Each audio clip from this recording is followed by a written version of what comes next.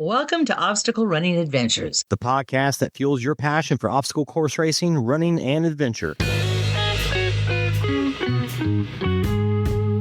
Since 2017, we have released weekly episodes for the seasoned pros, weekend warriors, and everything in between. We discuss the industry news, travel for live coverage, and interview athletes and key voices in the athletic community. We cover it all, from fundraising events, personal trials, to world records, FKTs, and world championships. Standing on the corner. Now let's get started with your hosts. Lost all my clothes. Michael Stefano and Caitlin Ritter. Hey guys, it's Michael Stefano. And Caitlin Ritter. And Caitlin, how was your weekend? It's still technically the weekend, right? The last 10 days. Where are we at? We just got home from, where were we? France? Yeah, well, yes. Technically France, then Switzerland, then Ireland, then home. Yes. Yeah. I learned I can drive in French and in Switzerland. Yeah. In France, you mean? In France, yeah. Our rental car broke down in Switzerland and Geneva, and that was so scary. That was pretty terrifying. That kind of behind the scenes stuff we'll keep for Patreon. We'll go more into depth with that, but oh my god, yeah, it was a crazy fun weekend, but crazy exhausting weekend. You know what we need? I'm kind of glad to be back, in a way. What? A vacation. Yeah, we need a vacation from our vacation, as we usually do. It's just so hard. But, of course, we're in Switzerland for the Spartan Ultra World Championships in Morzine. I know we haven't talked too much about that because we were focused on World Toughest Mudder, but we covered that as well. And if all things went well, I think I have enough for 2 episodes of that. So we'll get to that in a bit, but let's give a shout out to our sponsors. Shout out Mudgear, use code ADVENTURE for 15% off your next Mudgear purchase, and Caterpie, use code OCReport20 for 20% off your next Caterpie purchase. Perfect. We're going to thank the Patreon supporters, and they get... it's the first weekend of the month. Yeah, it is the first episode of the month, so we're going to thank the 3+ Patreon supporters. An extra heartfelt shout out to them, because I'm going to be using that Patreon money to reimburse our flights, because they were expensive. And it's how we're able to do the coverage that we have been doing for the past 10 days.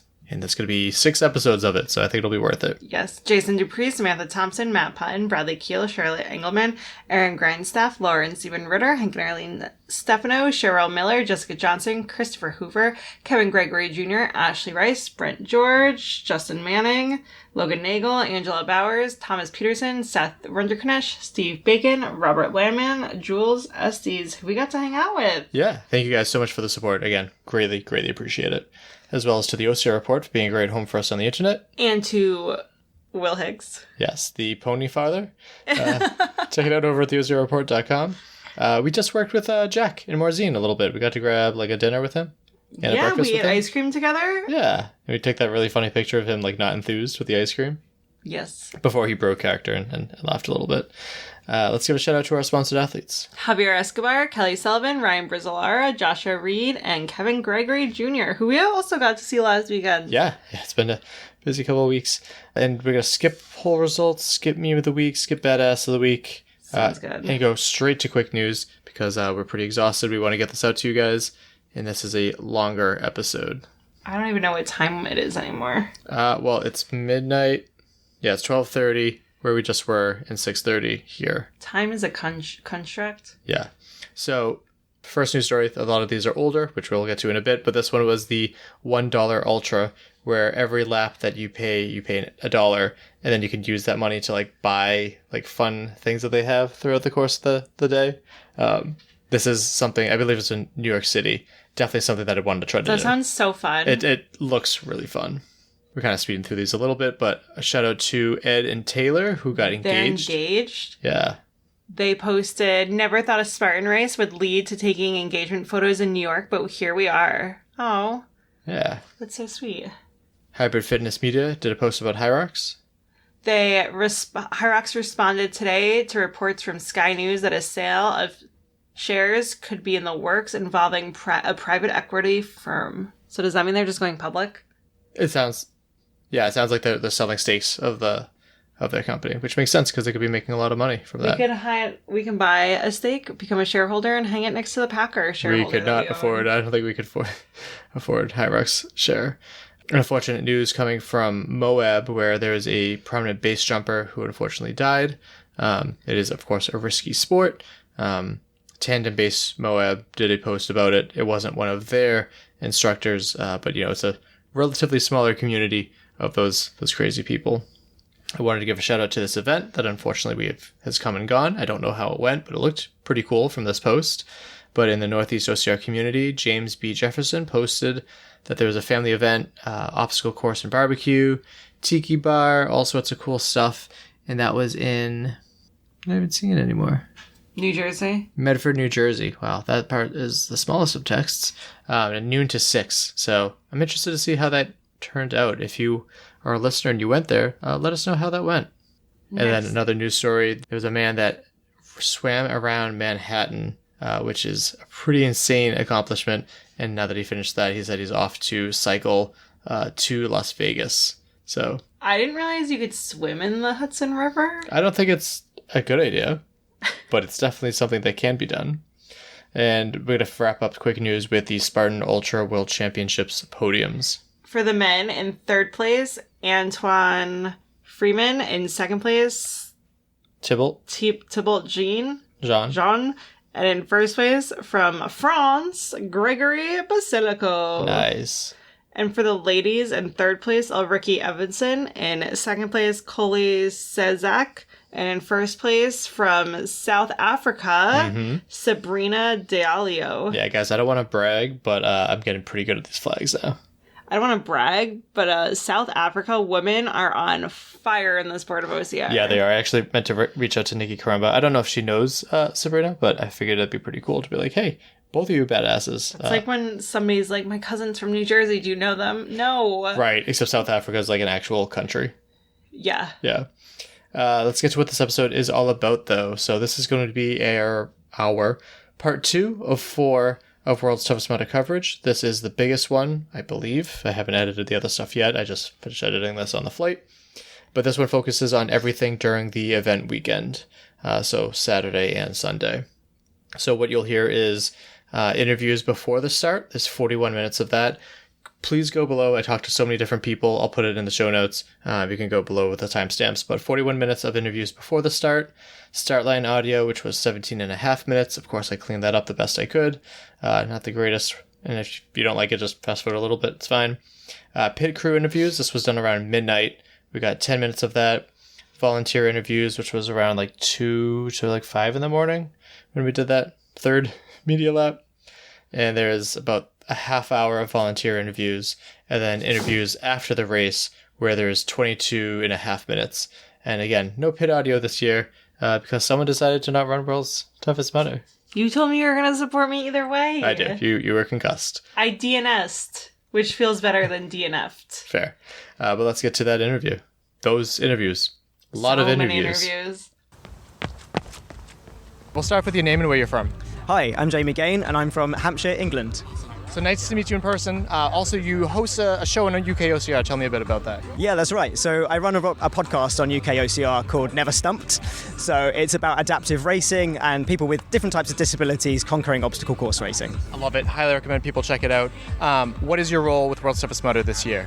So I'm sort of the adaptive race director. So I've been campaigning with Tough Mudder for the last 6+ months to allow for adaptive athletes to have podiums. So as we know, Tough Mudder has been great about including adaptive athletes. But for those of us who are competitive, we've never had an opportunity. So it's kind of chicken and egg. We need the podiums in the first place to be able to say to other people, there's a podium, hey, come race. But then if there's no podium in the first place, people won't come race. So this is the first year we've actually got podiums for classified adaptive athletes. And I'm really, really excited because, get to see people out there smashing the course. We've only got 7 this year who are competitive adaptive, but actually with a little bit more marketing around it, a little bit more time, and people can see us on the podium, hopefully we'll get some more next year. How does it feel to be heard by TMHQ? It's incredible. I mean, it's, I'm a 100+ Legionnaire for Tough Mudder. It's part of my blood, right? But actually, World's Toughest Mudder is one of the only races where it's competitive. So that's a completely different ball game. And they've been incredible. At the end of the day, Tough Mudder is a business. It's got to make business sense. But as soon as I put that case forward and said, look, I'm willing to do everything. I physically made the trophies myself. I classified all the adaptive athletes. And working with Tough Mudder, they've been so amazing of actually giving me the time to talk about adaptations on course. I'm just really grateful for the opportunity, not for myself, but for the other adaptives. Yeah. And so what goes into planning explaining the different categories, because when you see like the typical runner, it's very homogenized, whereas like it's different with like adaptive. So like visually impaired, this and that, like what goes into the categories? So we effectively have quite simple categories. So those with visual impairments will compete against those other people with visual impairments. Upper limb impairment versus upper limb, lower limb. We have seated athletes. We have intellectual impairments as well. Okay. So, and then we also have a short stature category for world's toughest, which I think is amazing too. We were reading the High Rocks World Championships podiums, and we took the time to go over all of the like adaptive categories too, because like lower leg with hip mobility, lower leg without hip mobility. And I never put the thought into like, all of those are different enough where they should have a category to shine too. So importance of being seen in that way too. Absolutely. I mean, it's a balance, right? So if we take the two visually impaired runners that we have, no visually impaired athletes are going to have exactly the same amount of vision. So if you take the two we have one guy who's completely blind in one eye and has 7 degrees of vision in the other eye. So, very, very much needs to walk with a guide. And then the other chap is blind in one eye. And that's it. Of course, that's a significant impairment. But those two athletes can compete together. But what I did was I looked at trail running standards, and the difference between an athlete with that vision and more impairment is about a 20 to 25% difference. Okay. Then if you add in obstacles, obviously it becomes a bit more difficult. Yeah. So the guy who's blind in both eyes will actually get a 25% distance added to him. Okay. So that means that those two athletes can compete together on a level playing field, but they're in two different categories. Otherwise, you go down you're this, significant impairment versus mild impairment, and then you have a podium. That's the problem with just different categories in that way too. So I think that's great. And OCR, relatively new, Trail is much older, so it's smart that you look to them to see what to do from there. And also, what made you so passionate to spearhead not only this, but also like the podcast with UK OCR? Yeah, I mean, when I started doing competitive obstacle course racing, there was nothing at all. I'm going back to like OCR WC in London. Well, London. It wasn't really London, But and I was kind of fed up of trying to qualify as an adaptive athlete. And for me to qualify, I think I had to finish top 3, and I was consistently finishing like 4th and 5th. And I was like, I can't get in. I'm like jumping in and out of trenches, covered in mud with one leg. So I started fighting and campaigning, and I said, look, guys, I'll do everything. I'll do all the classifications, and that's basically what I've done for the last 10 years. So I classify all of the athletes. I do all the adaptations at an obstacle like world level, a European level, and a British level. Anything adaptive basically is my baby. So this is why it's so special to have it at World's Toughest for the first time, because it's so nice to see everything come to fruition and being like, this is the event of the year. It's endurance series. It's just a really exciting time. Be the change you want to see, right? Exactly. Yeah. And then what do you have for personal goals? You're running it yourself. I am, but I majorly sprained my ankle 4 weeks ago. Oh, no. So I'm going to go out there and just do what I can do. I want to make myself proud. When I did World's Toughest in Atlanta 2018, oh man, so I only did 25 miles, so that's my minimum goal. But if I was on top form somewhere between 60 and 70, I'd love that 50, but it depends on the first lap with my ankle. We'll see. It's interesting that you bring up 2018, because that was almost the polar opposite, where that was one of the colder years, this is one of the hotter years. Yeah. Which one better suits you? Oh, hot. For certain. Yeah, hot. So I have a spinal cord injury, right? So I can't regulate heat whatsoever. So if I get cold, I can't warm up. But then it's the same with hot, right? Because you expel heat through your feet. I don't have feet.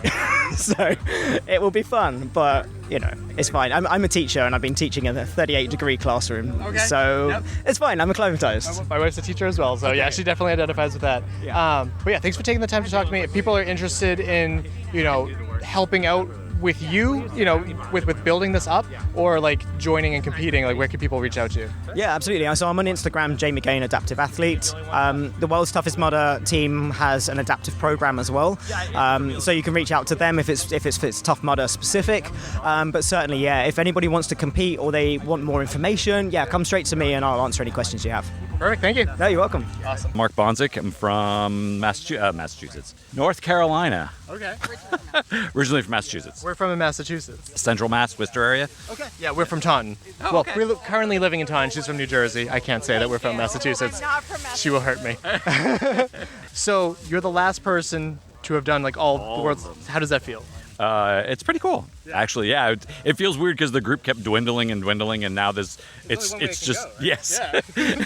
Jim was in there saying congratulations, and I'm the only one, and he sort of passed the goat name off to me, but I can't take that Jim's the GOAT no matter how you look at it. So I guess going all the way back, how did you first find World's Toughest Mudder in order to find the first one? Oh God, it popped up. So I had done one in 2010 with a CrossFit group, and then Worlds popped up, and I didn't think I went in as a back then as you could just throw it in as a lottery because you had to qualify, and they randomly picked me, and I was just like, well, I guess I'm going, and so I ended up going to that one, which was pretty awesome. It was cold. Yes. Jersey was rough. And that was before most people realized you had to bring a wetsuit, right? Yes, yeah, because there was only like 300 or 400 people that started, and only like 110 people finished. It was rough. It was also 10-mile courses too. Yes. Which I miss. I miss the 10 miles. Do you? I do. I like the 10 miles. I don't know. They only did it for like 2 years. Right, and then they switched it, especially since then they started allowing pit crews and this and that to kind of make it more accessible, so it's bigger to where it is now. But what was it like surviving like those early those early World Toughest Mudders? Oh my God, it was rough. I learned a lot about different things. Like I ended up with something called what was the foot thing that I had? Chilblains, which is like it's cold and wet instead of dry and wet or dry and wet or whatever, because instead of frostbite. Yeah, so I got that, and then I had a lot of swelling issues with just dealing with the cold, and I didn't think about a wetsuit either. I never even owned one. So yep. So making the effort and the financial cost to make it to every World's Toughest Mudder, what keeps you involved with this community? I like the people. It's awesome. I mean, everyone's supportive. It's really great to just come and be here and be able to, like, it's my annual thing, and it's the one thing that, like, my dad always says, it's the one thing that makes me smile during the year. I'm going to smile a lot of other things, but it's like, I'm here, I'm smiling, and the goal is just to keep going. So do you feel like a bit of pressure to like continue to come to these because you're the only one now? Like it's all the way over here, which is great, but like it's got to be more difficult. Yeah, I guess so. I mean, it's weird because every year I finish and I'm like, I don't know why I do this. I don't know what I'm going to do. I don't know if I'm going to do it again next year. Right. And then the discount code comes up and I just sign up.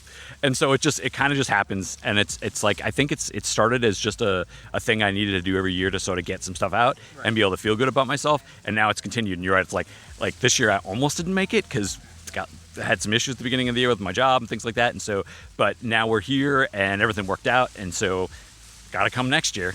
So how do your goals change? Like, do you go in with a mileage goal just to finish the 24 hours or just to have a good time? Like, what are your goals going into these now? It used to start as just getting through the night and getting through the whole 24 hours. And I used to always have, like, back when I was really, I mean, I got 60 miles was one of my best years. I was trying to hit 50, trying to get to 75. Nowadays, it's rule number 1, don't get hurt. Yes. Rule number 2 is keep going until you stop having fun. Like that's what I do when I come here. I just go until I stop having fun, and then I'll sleep and do one more to be a finisher, because that's my goal. Pretty hard question. What was your favorite year of World's Toughest Mudder, I guess, and why? Favorite year?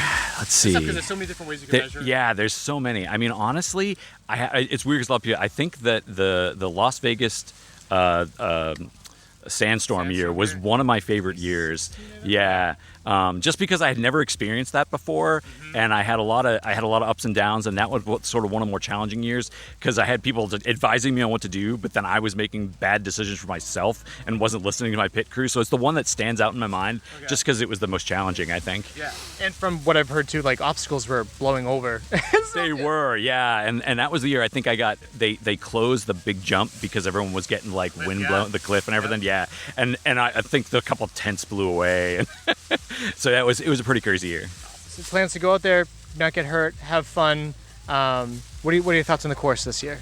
You know, I was looking at it. I saw the whole all the obstacles. It looks pretty fun. Yeah. Like I like that there's different things to do for some of the more challenging ones. Like I have trouble with all the walls, so now there's a little penalty for walls now, which makes me feel good because that's one of the ones that kind of stops me. Like a mandatory obstacle completion. Yes. Right? Yep. That's and so if I get to the point where I don't think I can make it, I have trouble getting back out. Yeah. And so that's one of the ones that's like and so like it looks fun this year. Honestly, I'm kind of excited.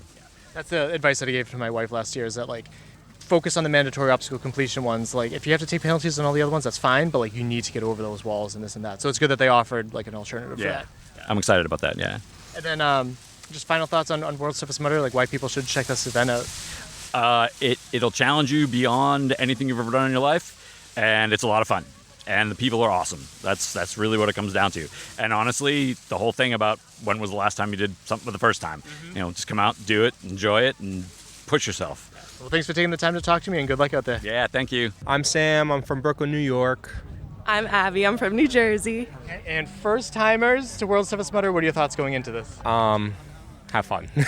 Have fun and just keep going, just keep running. Can't wait. Listen, we are going to win too. Yes, we're going to win. Don't you worry.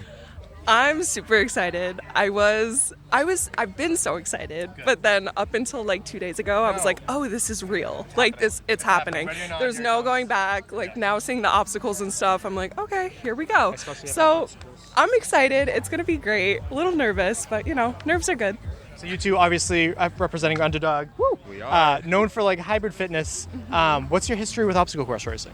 I did Spartan. Oh gosh. I started in 2016, stopped in 2021, and then haven't done one since. Okay. I've done a bunch of high roxes, but I haven't done Spartan in forever. So it's going to be fun. So I'll be so honest, I've done only a handful of Spartans, but I've always been interested in OCR because of Zach, my cousin. He's Zach's your cousin? Yeah. I did not know that. Yeah, okay. He's my big bro. So I've always looked up to him in it and thought it was so fun and cool. And I did my first one with him and we did it as a fun run and it was awesome. So hoping to, and my boyfriend's AJ Golik and he's a beast. So I have some cool people to look up to. And also fitness is fitness too. Yes. So what are some obstacles you're looking forward to? Some that you're dreading? The hanging ones I'm dreading. I don't know which ones I'm loving, to be honest with you. If it gets hot, maybe the water obstacles. Yeah, water obstacles. Yeah, we'll have fun with those. Augustus Glow Up is going to be a fun one. Yeah. What else? The low rig looks pretty fun. Not looking forward to getting shocked at the end, so we'll see how that goes. Yep. Yeah. I was going to say the shocks. In my head, I'm like, it's fine. I'll just run through it. It's no big deal. But then, they said try it. We'll try see. it. We'll see. It's tough. Getting shocked for the first time, to most, it just feels like you're getting a quick punch. Right. That should be all it feels like, but yeah. We'll see how it goes. What do you have for goals this year? For the race? Yeah. If we could get over 100 miles, that'd be great. Individually, I think if I could do anywhere from 30 to 40 miles, that'd be great. Yeah. I'm not a long distance runner, so 30 to 40 miles is a win in my book. I think so too. I think I've never done a 24-hour race before, so I think just getting through it and stepping into some really uncomfortable places that I haven't before is my goal, Yeah. What's something that you'd want to say to yourself at the finish line? You did it. Yeah. You did it. Yeah. You did it. So. Yep, I did it. And I did it with my besties, and we had fun, and that was it. Which is even better. Exactly. Because doing it solo, it's and then doing it with the relay, it's okay, it was supposed to be me and just Kevin, and then Abby got on board, and then Zach got on board, so it's going to be even more fun. So, well, I'm super excited to cheer you guys on, and have fun. Thanks, Thank Mike. you so much. My name is Alexander Golik. I'm from Rocky Point, New York. And what are your plans for World Stiffest Moto this year? My plans this year are a solo mission. So last year I ran teams with Kev, so this year I'm out by myself. You had a great time last year. How are you feeling about this? Very nervous, but also excited. I mean, last year was my first WTM experience, and I think doing it in the teams format allowed me to experience it and also have as much fun as WTM can offer, and being able to spend the laps and the time with Kev was such an incredible experience. So I'm excited to take it on as an individual. I know it's going to be really hard, but I'm looking forward to it. It should be a good time. What are your thoughts about the obstacles and course this year? Oh, the obstacles look good. Looking at the course preview and some of the videos that were up yesterday, I think the rigs look fun. The Funky Monkey variant this year is cool. I have not done Augustus Gloop or an Augustus Gloop version, so glow up. So I'm excited to do that. And then some of the other low-hanging rigs and obstacles, they look good. I'm excited. Yeah, I think the biggest thing will be just pacing, right? Obviously it's completely different from teams in that way. How are you feeling about the heat too? I feel good. I think we got lucky today. The sun doesn't seem like it's out as violently like yesterday. Oh my God, it's been very warm, but I think like last year as well, the first 3 to 4 laps, it's managing your body temperature and your effort so that you can stay on your feet for the back half. So pacing is going to be huge, and also just hydrating and making sure that we're on top of the things even earlier than we may want to be, just so that we can hopefully get through the full 24 hours as upright as we can. Yeah. And so I talked to them a little bit off the mic about it, but how was your Hyrox World Championship experience in Sweden? Oh, so good. We had 5 times the amount of people that we had last year this year. So in 2025, it was just Joe Kelly and I. This year, we came with a group of 11. So being able to... Age ranges. Yeah, yep. We had from I guess I would be the youngest in the 25 to 29, and then we had Pat in the 70 to 74. So yeah, across age ranges, and everybody had such a blast. It was awesome to spend a week in Sweden with everybody, and of course, like, races went really well. The course was challenging, and if you speak to other people, they'll definitely tell you, like, the venue was humid and the course was tough, but It came up a couple times. yeah, but from an experience standpoint, they do such a good job. And each year, like, I've been going to High Rocks World since 2023. So now seeing the evolution of not only the sport of High Rocks, but also, like, the production of World Championships is, like, this year was massive. And they put it together so well. And the athlete experience is just so great every time. And next year in Hong Kong, which is pretty exciting. Yes, unfortunately, I called that. I told them it was going to be APAC region. I didn't necessarily know where, but with the growth of the APAC region in the High Rocks market, it's the only one that they haven't really touched on. So I called APAC. For us, that makes things a little bit difficult to get there travel-wise. I think it's like a 16-hour flight, but same thing. It's like new country, new experience. They'll probably do it bigger and better next year. So very much looking forward to it and hoping to punch our tickets to be able to go to Hong Kong too. AJ, I have devastating news. Other than the fact that Did you not bring your harmonica? I forgot my harmonica. But I think I'm going to blame it on the concussion. That's fair. Okay. We literally were like on the plane and I was like, oh, I forgot something. And Mike's like, what? I'm like, the harmonica. And he was like, that's what you forget. Yeah.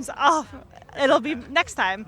We'll just have to go to Underdog. Yes, yeah, definitely. We'll put on our duet another time. How was the taper affected, I guess, for this from from High Rocks? Like, I would say it was interesting. Like, from a training perspective, my last week of big volume training was actually the week before High Rocks New York, because I raced a bunch in New York. So I put my biggest volume in the week before New York, and then raced both weekends in New York, had a deload week in between, went to Worlds, flew over, now I'm here. So from a training perspective, I haven't been doing all too much. It's been more like maintenance stuff, mobility, casual runs, more just like easy volume to keep the body moving and try to also adjust to time zone changes, different climates, different food, all of that kind of stuff.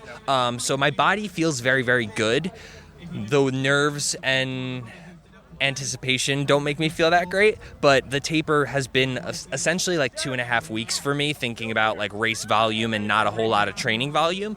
But coming out of High Rocks Worlds, I know we were all feeling it on Monday because a lot of us raced a couple days there. So Monday was a rest day and we all kind of just kicked our feet up and then got back moving a little bit. But I would say by Wednesday, I was feeling good. And then just goals for this weekend. Goals for this weekend. I am going to try to push for 100 miles. It's not going to be easy. I don't even know if it's possible, but we have our pacing chart and everything ready to try to push me for 100. I ran 65 last year on the team with Kevin, and I did 45 at Infinity Philly in 8 hours. So I'm hoping to be able to keep my body together enough to keep pushing on and try to get that orange jacket. Yeah. Best of luck to you. And again, Thank you so speaking much. to nerves, like, I haven't interviewed anyone who's not nervous. Oh, 100%. So just remember that too. And looking forward to cheering you on regardless with how you do. Good to see you, AJ. Thank you guys so much. Appreciate it. Joe Rucco, Gainesville, New York. Great to see you again. How are you feeling being back at World Surface Moto? Feels good to be back. I love it. I love the obstacles and stuff that they've announced for this year. I think a lot of them look really cool. Unfortunate circumstances was at High Rocks Worlds last weekend. Did something to my hip, and it's not agreeing with me running at the moment. So we're going to go out there and deal with the pain for as long as I can and see how many miles that gets me. How are you dealing with like, the mental pivot, I guess? Yeah, I think it was hard at first. Like Monday, Tuesday this week was difficult trying to like get into the mindset of like it's not a big deal type of thing. But at this point, I think I'm okay with it. It's once I get out there, it might be a different story. But at the current moment, I've come to terms with the fact that it's probably not going to be a 100-mile year. But we'll see what happens. Yeah. If you do have to pivot, like there's so many different ways to enjoy this. Like I just met your dad, who introduced himself as Joe Rucco. I'm like, no, you're not. I know Joe Rucco. But how does it feel to be surrounded by like all your amazing teammates? Like this is a huge turnout from Underdog. Yeah, there's a lot of guys here this year, and I think it's great. It kind of morphed over the year. After last year, we had a couple people here, and we talked about having a larger group this year. So I'm really happy that more people are able to come out and be part of the team. I think we have in the pit 12 to 15 people. So it's going to be a great atmosphere for us coming into the pit for me and AJ as individual runners, and then the relay team is going to crush it, I'm sure. So can't wait to see them on course too. Very excited for Abby and Sam to take on their first World Toughest Mudder. Also interested to see how AJ does. You're wearing a shirt without any pressure. Like, how are you feeling about him running solo? I think he's going to freaking crush it. He is very nervous, rightfully so. And I think that he is getting a little bit in his head from where he is right now, but he's got the fitness. He's done runs with me. We did Philly Infinity. He was only 3 miles behind me at Philly Infinity. And that was a nasty course with the weather and the terrain and everything. It got real muddy and sloppy. So I think he's primed and ready to go. And I wouldn't be surprised to see him get 90 plus miles here today. Yeah, awesome. Well, That's so exciting. looking forward to cheering you out on the course or just hanging out with you in the pit, like whatever happens, but just happy to see you, man. Good to see you too. Thank you. I'm Jillian Heller, and I'm originally from Pennsylvania. I live in Florida. And what's your plan for World's Toughest Mudder this year? My plan is pretty much always the same, just to go out there and keep moving the whole 24 hours. Yeah. So I usually don't try to make it about, my mileage or anything like that, because the course is always different. You just never know what to expect. Right. So you just have to go out there, stay moving, and run your own race. What are your thoughts about the obstacles that they have planned for this year? They look cool.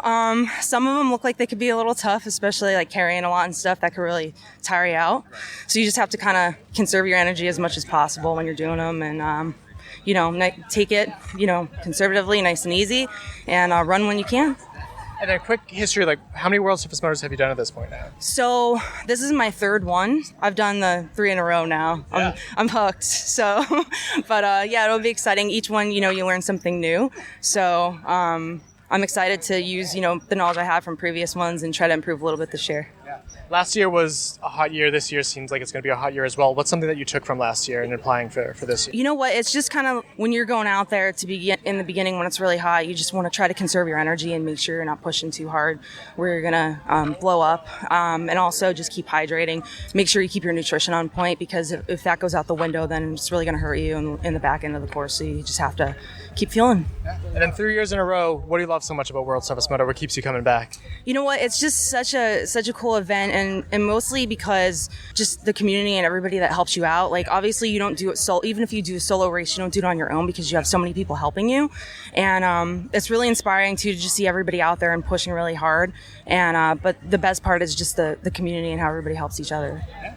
What's something that you'd like to say to yourself at the finish line for this year? I just want to be proud of the effort that I put in, no matter what the outcome is. Just know that I gave it everything I had, and at the end of the day, as long as I do that, then I'll be happy with it. Oh, yeah. Thanks for taking the time to talk to me, and looking forward to cheering you on the course. Thank you so much. I appreciate it. Awesome. Good luck. Thank you. I am Heather Olsen, and I am from Los Angeles, California. What number World's Toughest Mudder is this for you? This is number 7. Wild. Yeah. What keeps you coming back? Honestly, the community, first and foremost. It's what got me in a Tough Mudder in the first place. And then just the challenge of it all. Each year, I surprise myself with what I'm capable of. And so each year, I want to see what else I can do. Yeah. What are your thoughts on the course this year? They went over the obstacles and stuff yesterday. I'm very excited that there's some new obstacles out there. That's really cool. I got a little nervous at the whole double obstacle thing, but yeah. There were a lot of people on. It did. However, some of the other caveats they have to it make me a little less nervous. Right. So I'm excited. I'm excited to do it backwards. So exactly. Yeah. And then one of the obstacles you're most excited for is the rock climbing one, right? Yes, I am. It's what I've been training for. You're ready for it. Yeah. What are your goals for this year? I'm aiming for 100 miles. It's going to be a tall order. It's going to be really hard. There's a good chance I won't hit it, but I'm going to try for it anyway. And either way, even if I try for it, I'm hoping that I'll get more mileage than last year, which was 80. So hoping for that. What are your thoughts on the heat? Obviously not as hot as yesterday, but still will be one of the hottest World's Toughest Mudders. Better than yesterday. There's wind right now, which feels amazing, actually. Honestly, coming from Los Angeles, I'm not as worried. It does mean I have to hydrate more, but I'm used to hot races. And so all I have to do is just stick out the first 6 hours, and then the rest will be okay. Yeah. So I'm not too worried. What's so obviously it's not just a physical challenge, it's a mental challenge too. Do you have any mantras going into this? Yes, actually one cropped up last night when I was kind of getting in the right mindset. I'm basically I take things one thing at a time. It's a long story how I got there, but just living in the moment, right?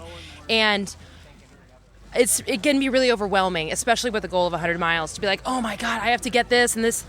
Really, it's all about taking it one lap at a time, and then from one lap at a time, it's 1 mile at a time, and then it really narrows down to one choice at a time.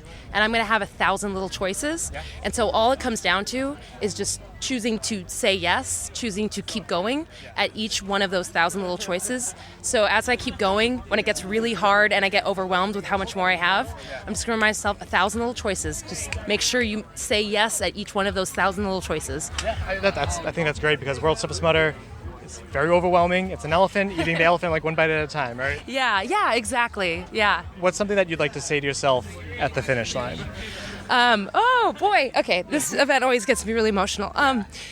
No matter what my mileage is, whether I miss my goal, whether I get my goal, just be proud of the effort that you put in, because that's what you did it for. You did it to make yourself proud. Be proud. Yeah. Well, looking forward to cheering for you on the course, and good luck. Thank you. Oh, sorry. You got this. Thank you. Didn't mean to dehydrate you there. Oh, that's okay. Hi, I'm Libbie and I'm from the UK. And what's your role in World's Toughest Mudder this year? Racing it for the first time. It's going to be good. I guess we'll get started with last year. How did you enjoy rabbiting and helping out with the course last year? Oh, it was so much fun. Yeah. And I think that just made me want to do it more. Yeah. So with Turn 18 in November, being able to do it, yeah. Caught the bug. Welcome to the community, yeah? Yep. What are your goals for this year? Do the 24-hour, because it's something that I've not done before. Just doing the 24-hour for me would be a really big thing. What are your thoughts on the obstacles that they have this year? Oh, they look interesting and fun. I can't wait for them. Yeah. And then what else have you been taking on in like the youth category? I know you've been helping out with like DECA. I saw you're a race director for something. What's going on with all that? Yeah, so I'm a race director for the youth at Derby. So that's going to be really, really fun. And then I've been doing different DECA classes at my gym I work at Greendale. So yeah. And then what are your thoughts on like obviously 24 hours and all that? How's your training been for like ramping up to ultra? I think for me it's just been trying to get the miles in as much as possible and being able to keep my legs going for that amount of time. What's something that, do you have any like mantras and stuff? Because it's also like a mental battle being out there for that long. What's going to be going through your head? Just stay positive as much as I can. I think for me, if I stay positive, then I know I can do it. Is there anything that you'd like to say to yourself at the finish line? That I should be proud no matter what I've done. Love it. Looking forward to cheering you on. Good luck, and very excited for you to experience your first World's Toughest Mudder on the race course.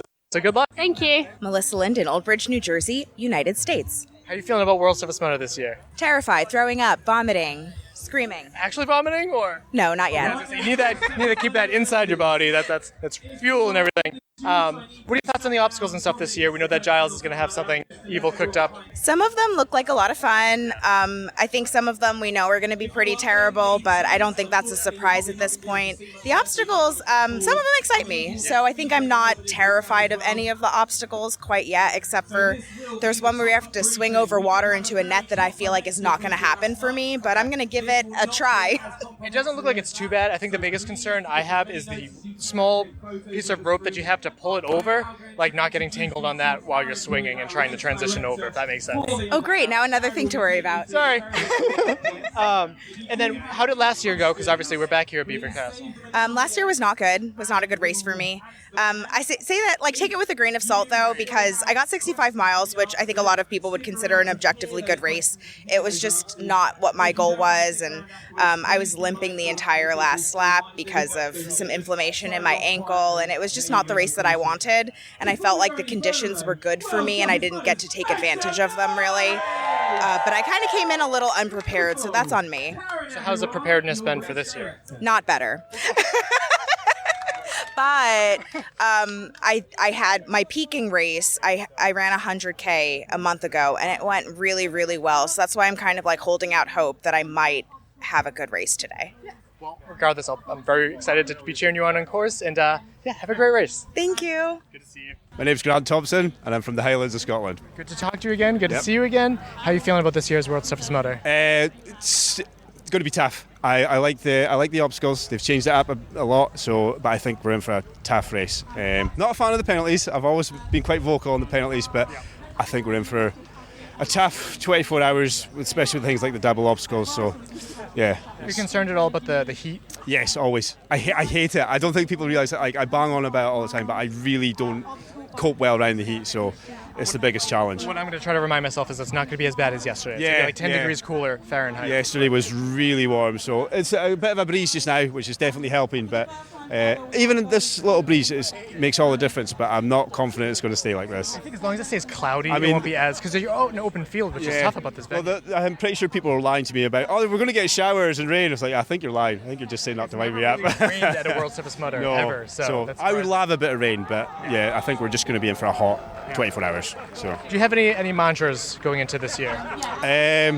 Well, I guess now, after just doing our Team Scotland photo, no Scotland, no party. So that's about it. Every time I see you, you know I'm going to yell that now. No Scotland, no party. Yeah. So, and well, I won't swear, but I'm Scottish, so you figure out the rest. It was fun. We had a lot of Scottish people on our flight, obviously leaving from Boston, so it looked like they were leaving with a good time. Yeah. But what's something that you'd like to say to yourself at the finish line this year?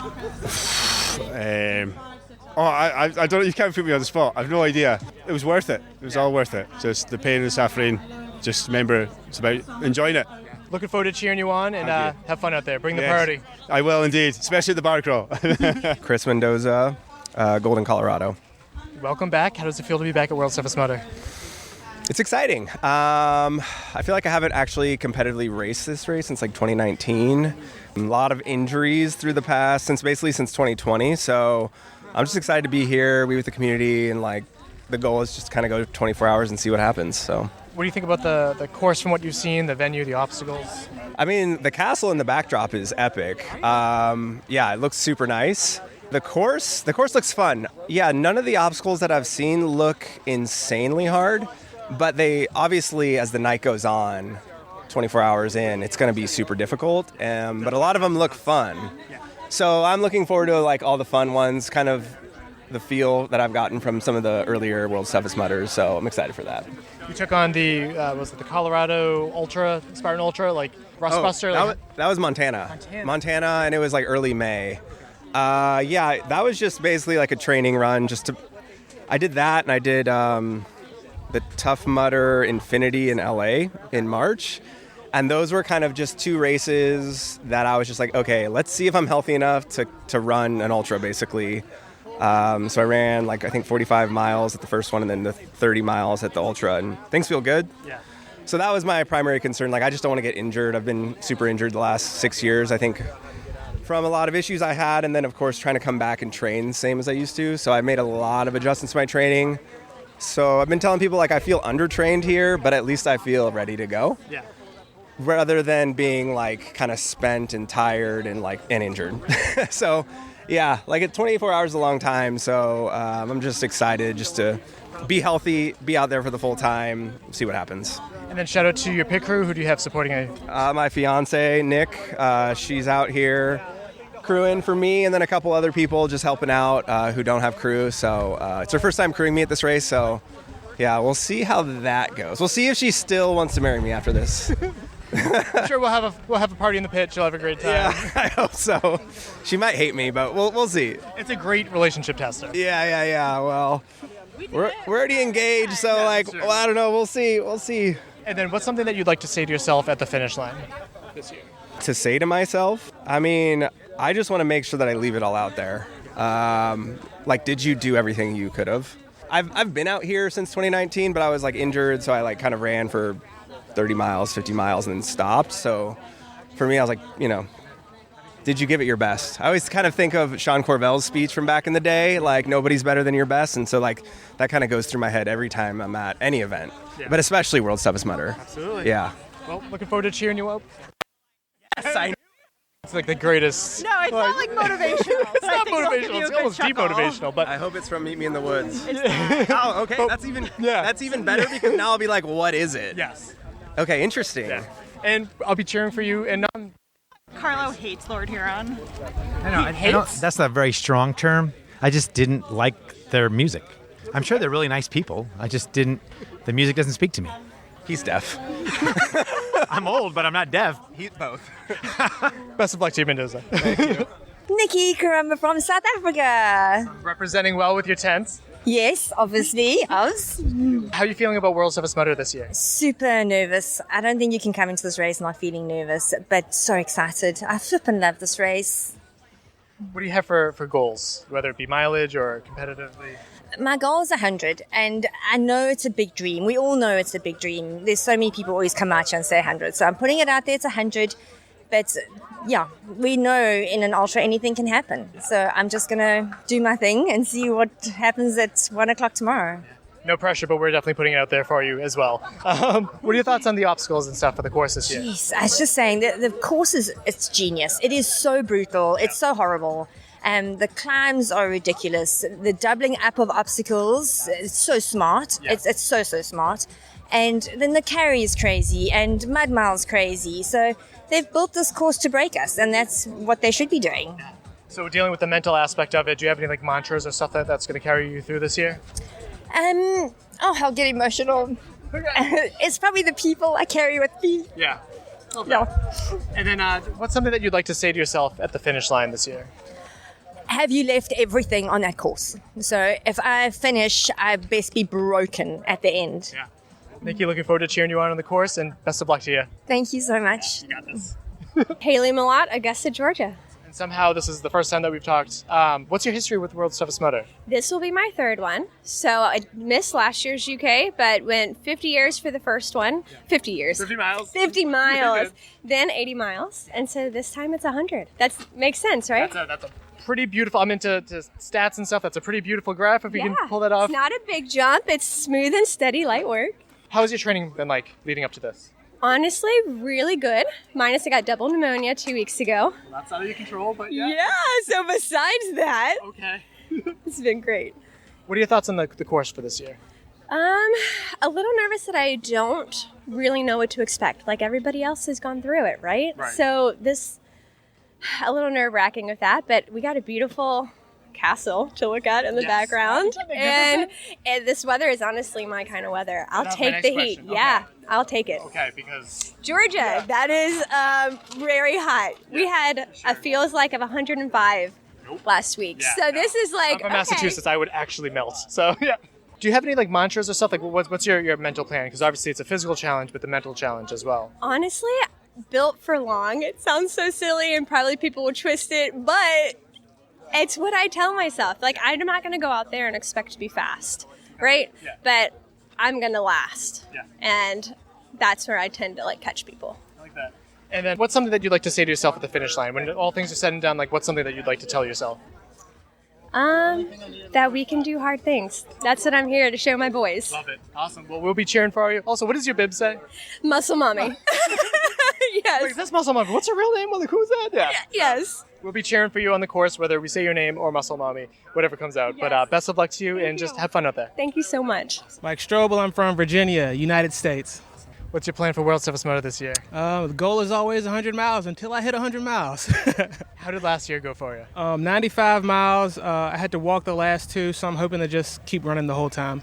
I will add 95 miles, plus you didn't have a pit crew, so I saw you constantly coming in here. So this time you have a pit crew. You're well prepared? Yeah, I have a pit crew. Got 2 people pitting for me today, so everything should go fine. Yeah. I briefed them on, I have a whole race plan that I wrote down, so I'm feeling good about it. What are your thoughts about the obstacles on course this year? A little harder than last year. Nothing too crazy that I saw, but they did good with the obstacles. They look a lot more fun than last year. Yeah. Yeah. Thoughts on the heat? It's actually not as bad as I thought it was going to be. Yes, it is. There's a little bit of overcast, so that's good, and the wind's blowing.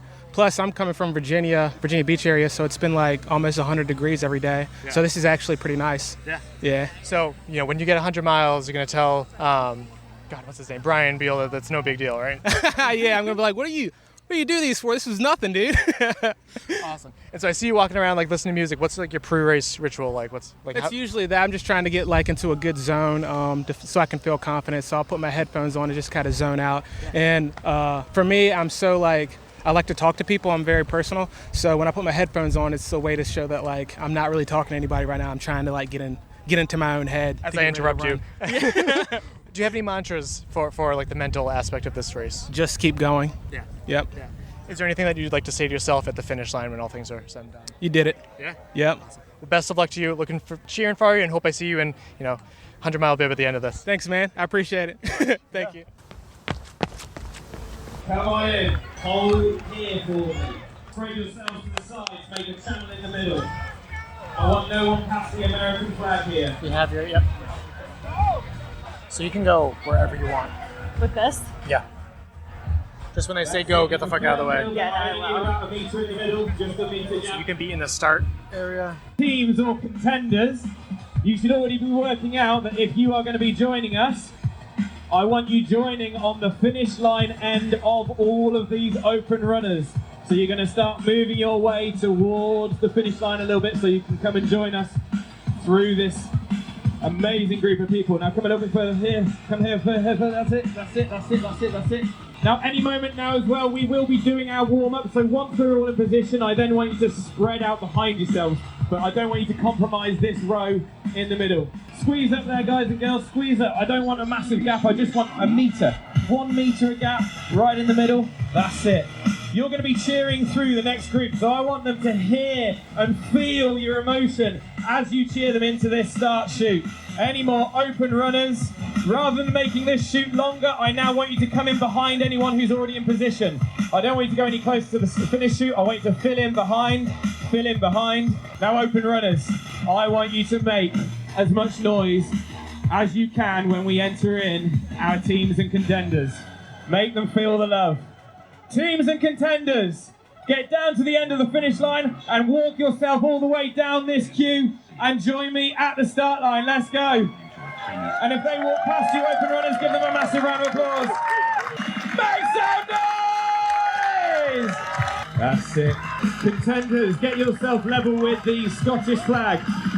Get yourself level with the Scottish flag. Level with the Scottish flag, that's it. No more past that Scottish flag. And exactly the same, yes, perfect. Fill in, out behind, fill in behind. Elite runners, I want you at the finish line. I want you to fill out the chute now, guys, so get deeper. No one past the Scottish flag, but I need more people in behind. Fill up the area that you've got. That's it, you legends. Elite runners, start congregating towards the finish line for me. I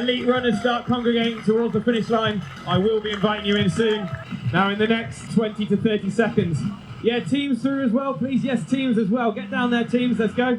Good luck. Now to everybody in the start chute, when we bring these elite runners through, I want you to make the ground shake with your noise. These are going to be going for 100, 105, 110, 15, and maybe even 125 miles. Elite runners, if you are not already towards the finish line, I want you over there ASAP. Let's go, underdog! If you're on the front row, get closer into the middle. Make sure there's only one width of person. I want you to make them hear your noise. I want you to make them feel your emotion. Make them have your germs, yes. Team runners, I want you to make sure there's plenty of space for the elites at the front. World's toughest mudders, make some noise for our elite contenders! Elites, come to the front. Come to me. You can see Haylee at the front. Our third place finisher last year. Make some noise. There she goes. Get yourselves down to the front, you legends. Here's Nikki Caromba, everyone. There's our winner last year for the ladies. 95 miles. Is she going to get the 100 this year? Make some noise if you think she is. Right then, mudders. I want everyone to condense towards the start line, but leave this channel in the middle. Condense up. Spread out to the sides if you have to, but leave the channel in the middle. Leave the channel in the middle for me. Leave the channel in the middle, but I want you to condense up. I want to see more people close towards the start line. Do not compromise this channel, though. That's compromising the channel, isn't it, guys? If you take a step across it, that compromises it. Leave it there. Good. Let's squeeze up a little bit. Squeeze up. We will spread out for the warm-up, I promise. World's toughest mudders, make some noise! If you are coming back for the second or more time, I want you to get down on 1 minute knee. If you are here for the second or more time, get down on 1 knee.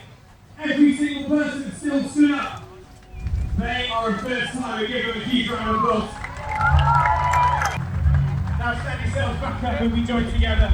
In fact, you know what? We're going to do one more thing. I want everyone to go down on 1 knee. Everyone. If you have done world's toughest murder more than 5 times, stand up. Yeah. I want you to stay stood up if you times or if this is your 10th time. You sir. What is your name? Pat Music, everyone, make some noise. What's your name? Mike Barnsley, make some noise. What's your name, my friend? James, everyone. Our friendly neighbourhood Canadian. What's your name? Tell everyone what your name is. It's Joe, everyone. Kemper. It's Bubbles. And Clifford. Now, stay stood up if you've been to every single World Cup of Mudder that's ever been. Oh no, he was filming. Where are, oh he's out! What a legend!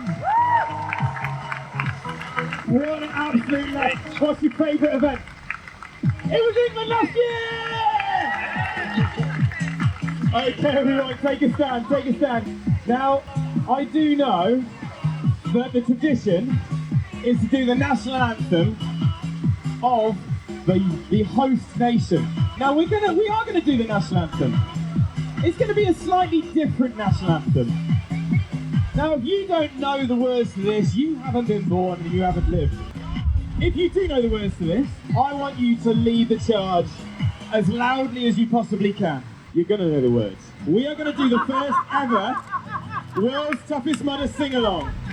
I want the left-hand side to sing to the right-hand side. I want the right-hand side to sing to the left-hand side. And let's get those hands in the air. No food by desire this year. Back to you. By now you should have somehow realized what you gotta do. I don't believe that anybody feels the way I do about you now. Louder!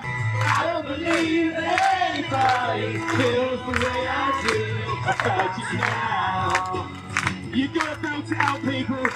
Picker, I wanna hear you. And all the roads we have to walk are winding. Round that volume up, round that volume up, round that volume up. I'd like to say to you, but I don't know how. Lean it back, arms up. Because maybe you're gonna be the one that saves me. And after all, you're my wonder.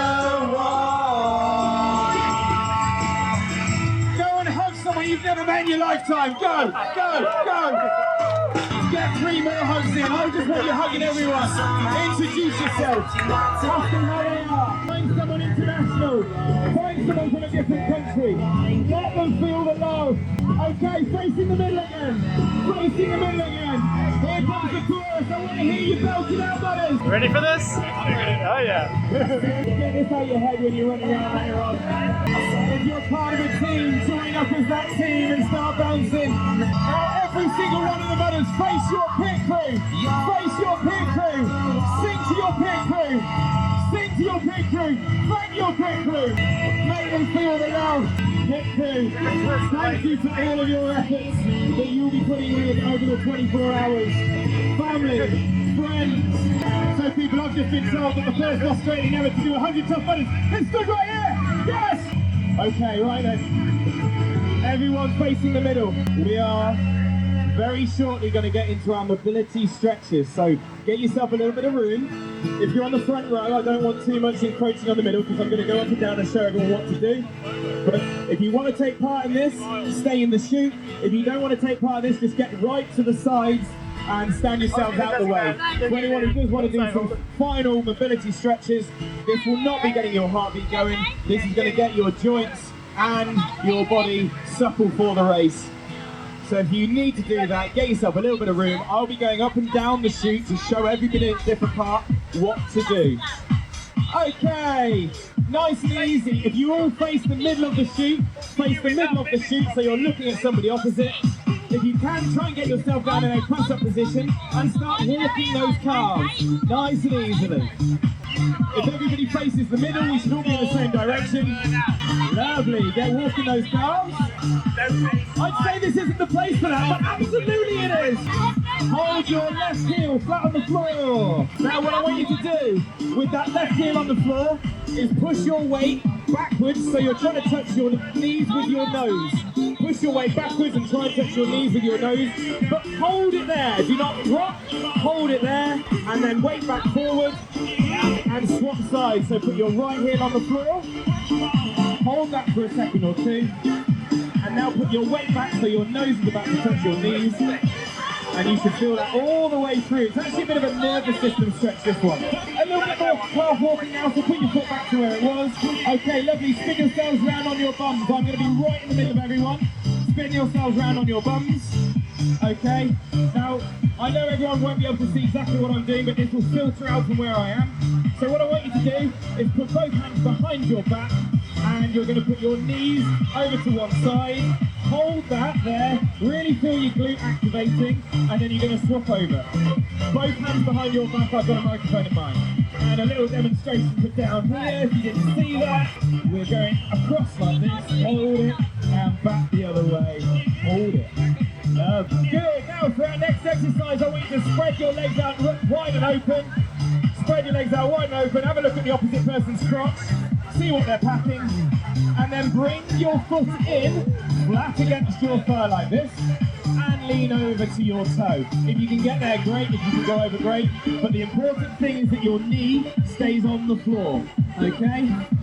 Let me just go and check down the front, see if we're doing the right thing. If you can, try and bring that against your thigh in there. So guys, you're going to bring your foot in against your thigh like this, and then we're stretching over. Okay, so foot in against your thigh. Lovely.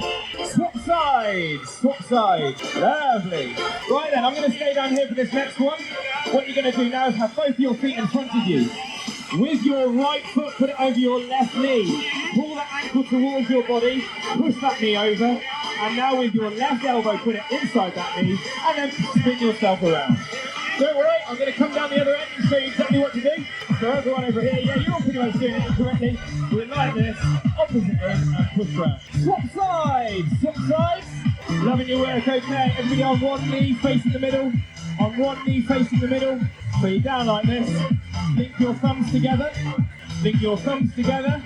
And what you're going to do is shift your weight forward over your ankle and put your hands in the air. Then shift your weight back and put your hands forward towards the front. And repeat that 3 or 4 times. When you've done that, swap sides. Good, okay, on your feet. On your feet. Find a partner, stand up to that partner, grab their wrist and just lean backwards and relax your shoulders. That will be our final warm-up exercise. It's just a little bit of mobility for your shoulders. Make a 3 if you're on your own. Right then, budders. Okay, I want everyone facing the middle. I want you to condense up. Condense up. Get close, get close, get close. I now want circles around me so you can close up this little area here. You can close up here. That's it. Perfect. Let the film crew in. Get closer, get closer, get closer, get closer. Fill up the area. That's it. Now I want rows and rows of people in behind. We're going to do what we did last year. Make sure your left shoulder's touching somebody's right shoulder. Put your right hand on the person on your right. Put your left hand on the person in front of you. If you're in the front row, I just want that hand around that side. Get down in one knee. Get down on one knee. If your left hand is not touching the person in front of you, put it on them now. We're about to go, mothers. Feel the energy. World's toughest mothers. I'm actually going to tell you something you're not going to want to hear. As of today, last year's results mean nothing. You never own that distance, you never own that position. You are its caretaker. You are borrowing it. The only thing that you will genuinely own are the memories that you are about to lay down over the next 24 hours. If you are new here and you think you're ready, you are not. Nothing will prepare you for the level of hurt. So if you're going to borrow something, mothers, borrow the feeling of pain you've been through to get here. Borrow the memory of the countless hours of training. Borrow the deepest moment of your life you've been through to get here. Borrow the love of your family back home. Borrow the love of your pit crew. Because if you put all of that together, The next 100 miles of your life are going to be a memory that you will own forever! Make them remember your distance, hoorah! Make them remember your position, hoorah! Make them remember your name, hoorah! Pledge with me. As a tough mudder, I pledge that. I understand that this is a race and a challenge. I will uphold the tough mudder values of teamwork and camaraderie. I will not whine. Losers whine! I will uphold the tough mudder values of teamwork and camaraderie. I overcome all fears. Stay arm in arm, but bounce with me. Up on your feet. Bounce with me. Count with me. 10, 9, 8, 7, 6, 5, 4, 3, 2, 1, go! Right, World's Toughest Mudder 2026 is on its way. All right, so they just sent out all the athletes, Katelyn. You're not one of them. How's it feel? Nope, it's okay. I'm pivoting. It's gonna be fun. I'm gonna have fun doing media and doing some pit crewing. It's just when you train for something for 6 months and then you watch everybody else go chase their dreams. It's okay. I'll be okay. Just needed a little cry. All right, it's me. Hopefully if we lose an audio file, it's just this one. But I just finished walking my first lap in reverse. Just holding the gimbal, which I don't think was working, and just walking the course backwards. It took me like an hour, 45 minutes.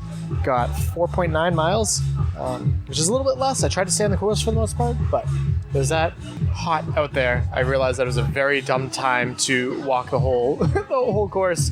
But even if it wasn't recording, it got a lot of people hope, and I cheered everyone on, and it helped me with the recognition of athletes, which completely go out the window once it becomes dark again. So we'll see how that goes.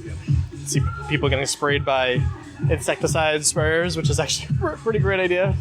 Augustus Gloop, I walked past there, and I would have given anything to jump in there. Yeah, cool enough, dry enough. Gonna put on sunblock because it's gonna be a day. And yeah, really excited to see how the race shakes out for the ladies, how that shakes out for the men, and even the teams. I see teams really going hard, so interested to see how it goes. All right. So let's start off with your names and where you're from. Hi, I'm Becky. I'm from Poole on the south coast of the UK. Great to meet you in person. Yeah. I'm Pip, and I'm from Hampshire, Olsen, south coast. So your first World's Toughest Mudder experience for both of you? Yes, I've only been to Europe's Toughest Mudder before 2 years ago with Das. Yeah, first time in person. The only other time was the virtual one back in lockdown. Yeah. Yeah. Not so fun times.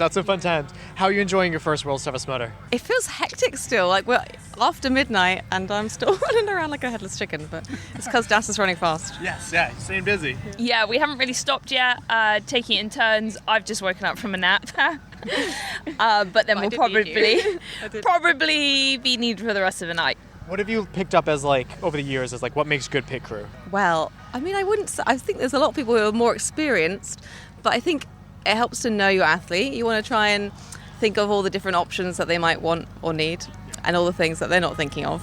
I suppose you're a bit of a mind reader, right? Yeah, I mean, Pip has done some really excellent extra things which I hadn't thought of. So I think having two people who are both on it makes a big difference as well. Yeah.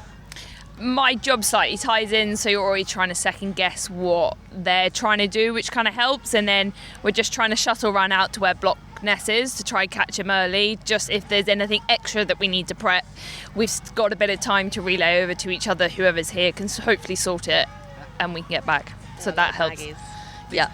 So what are the things he's been taking in for nutrition? I saw the syringe of pickle juice.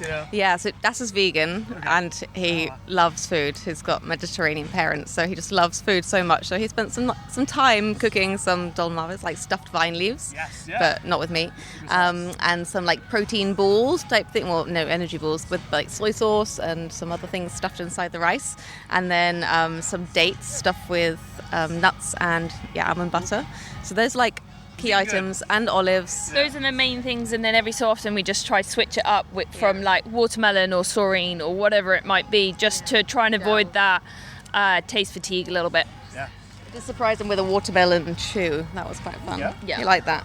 So how are you feeling about his current placement? First place, it's just around midnight now. He seems to be doing well. Yeah, I mean, it's only halfway, but he has lapped every other person, including second and third. And he's looking kind of fresh. Yeah, he's moving. Yeah. And I just think he just With his needs to little keep T-Rex arms and pumping. the pumpy arms. The pumpy arms are out, which is good. Yeah.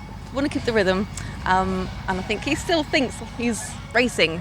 Yeah. So that's a good kind of mindset to good. have, Yeah, he's still switched on. Yeah. And are you guys taking care of yourselves, your own nutrition and food and all that? Well, as I've just said, I've just napped for an hour. So yes, I have. Eye mask, headphones on, in the camping bed. She was wrapped up. But yeah, I think I was a bit late on eating. We did enjoy a glass of wine together as well. It to is our celebrate birthday weekend. That's correct. So hip as well on Monday. Oh, really? Yeah. Yeah. Crazy. Yeah. So the party. Yeah. What's something that you want to say when all things are said and done? What's something you'd want to say to your runner at the finish line? Oh, I should think about that for 12 hours. Yeah. Well, I think it'll be a bit emotional, Yeah. He doesn't often get that emotional, but he does feel things. I'm sure everybody out there is feeling things. So I think it'll just be a sense of I think regardless, relief. it's a big achievement. Yeah. Like already. Yeah. I think he's still quite new to it in the grand scheme of things, which I actually only learned recently. I thought he'd been doing ultras for years just because of what he does. The first ultra was a Lula. What's that, 2024? Yeah. Very recent. So, Yeah. And then every ultra since then he's won.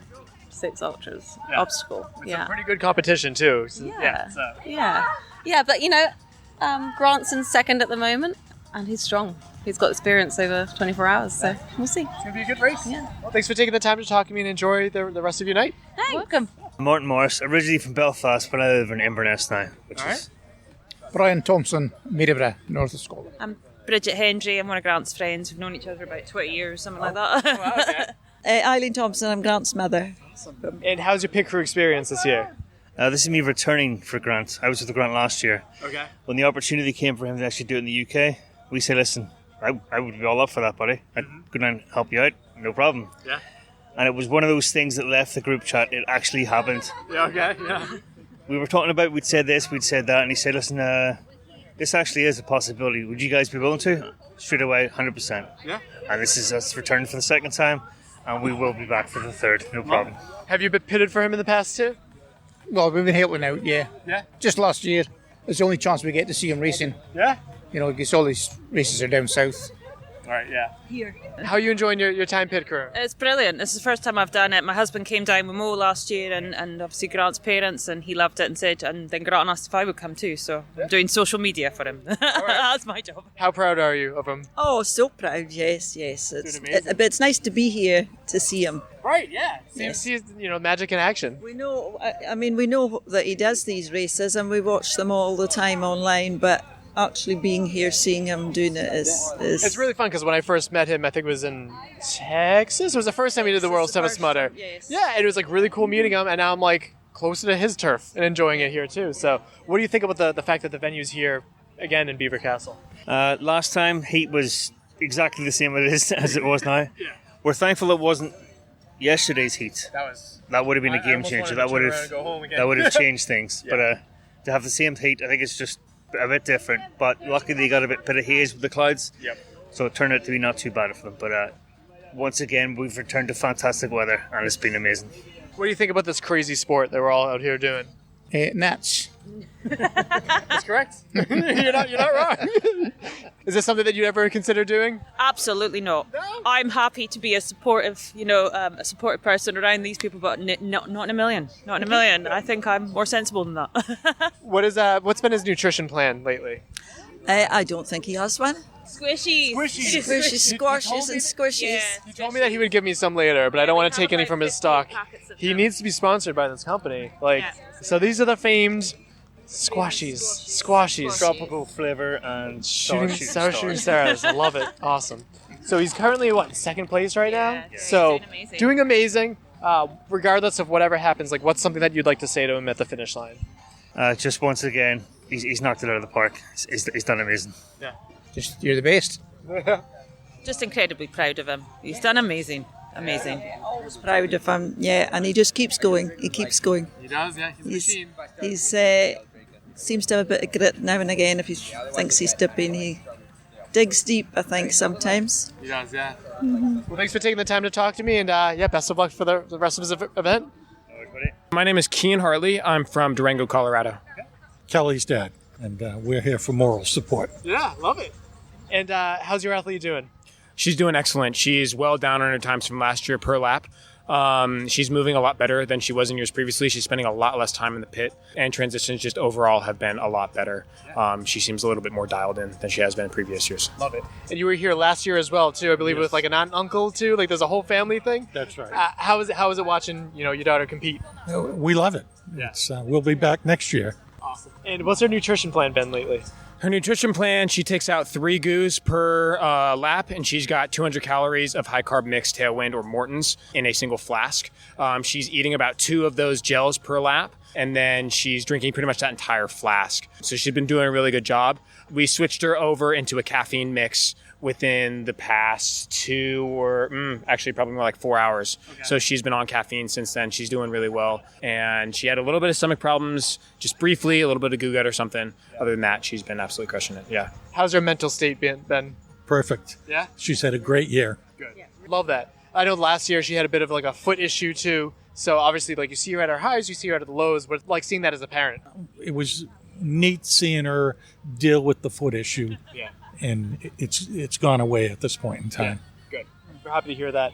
What's something that you'd like to say to her at the finish line, regardless of whatever happens now? Like, what's something you want to say to her at the finish line? I mean, I couldn't be more proud of her. Yeah? Yeah, truly.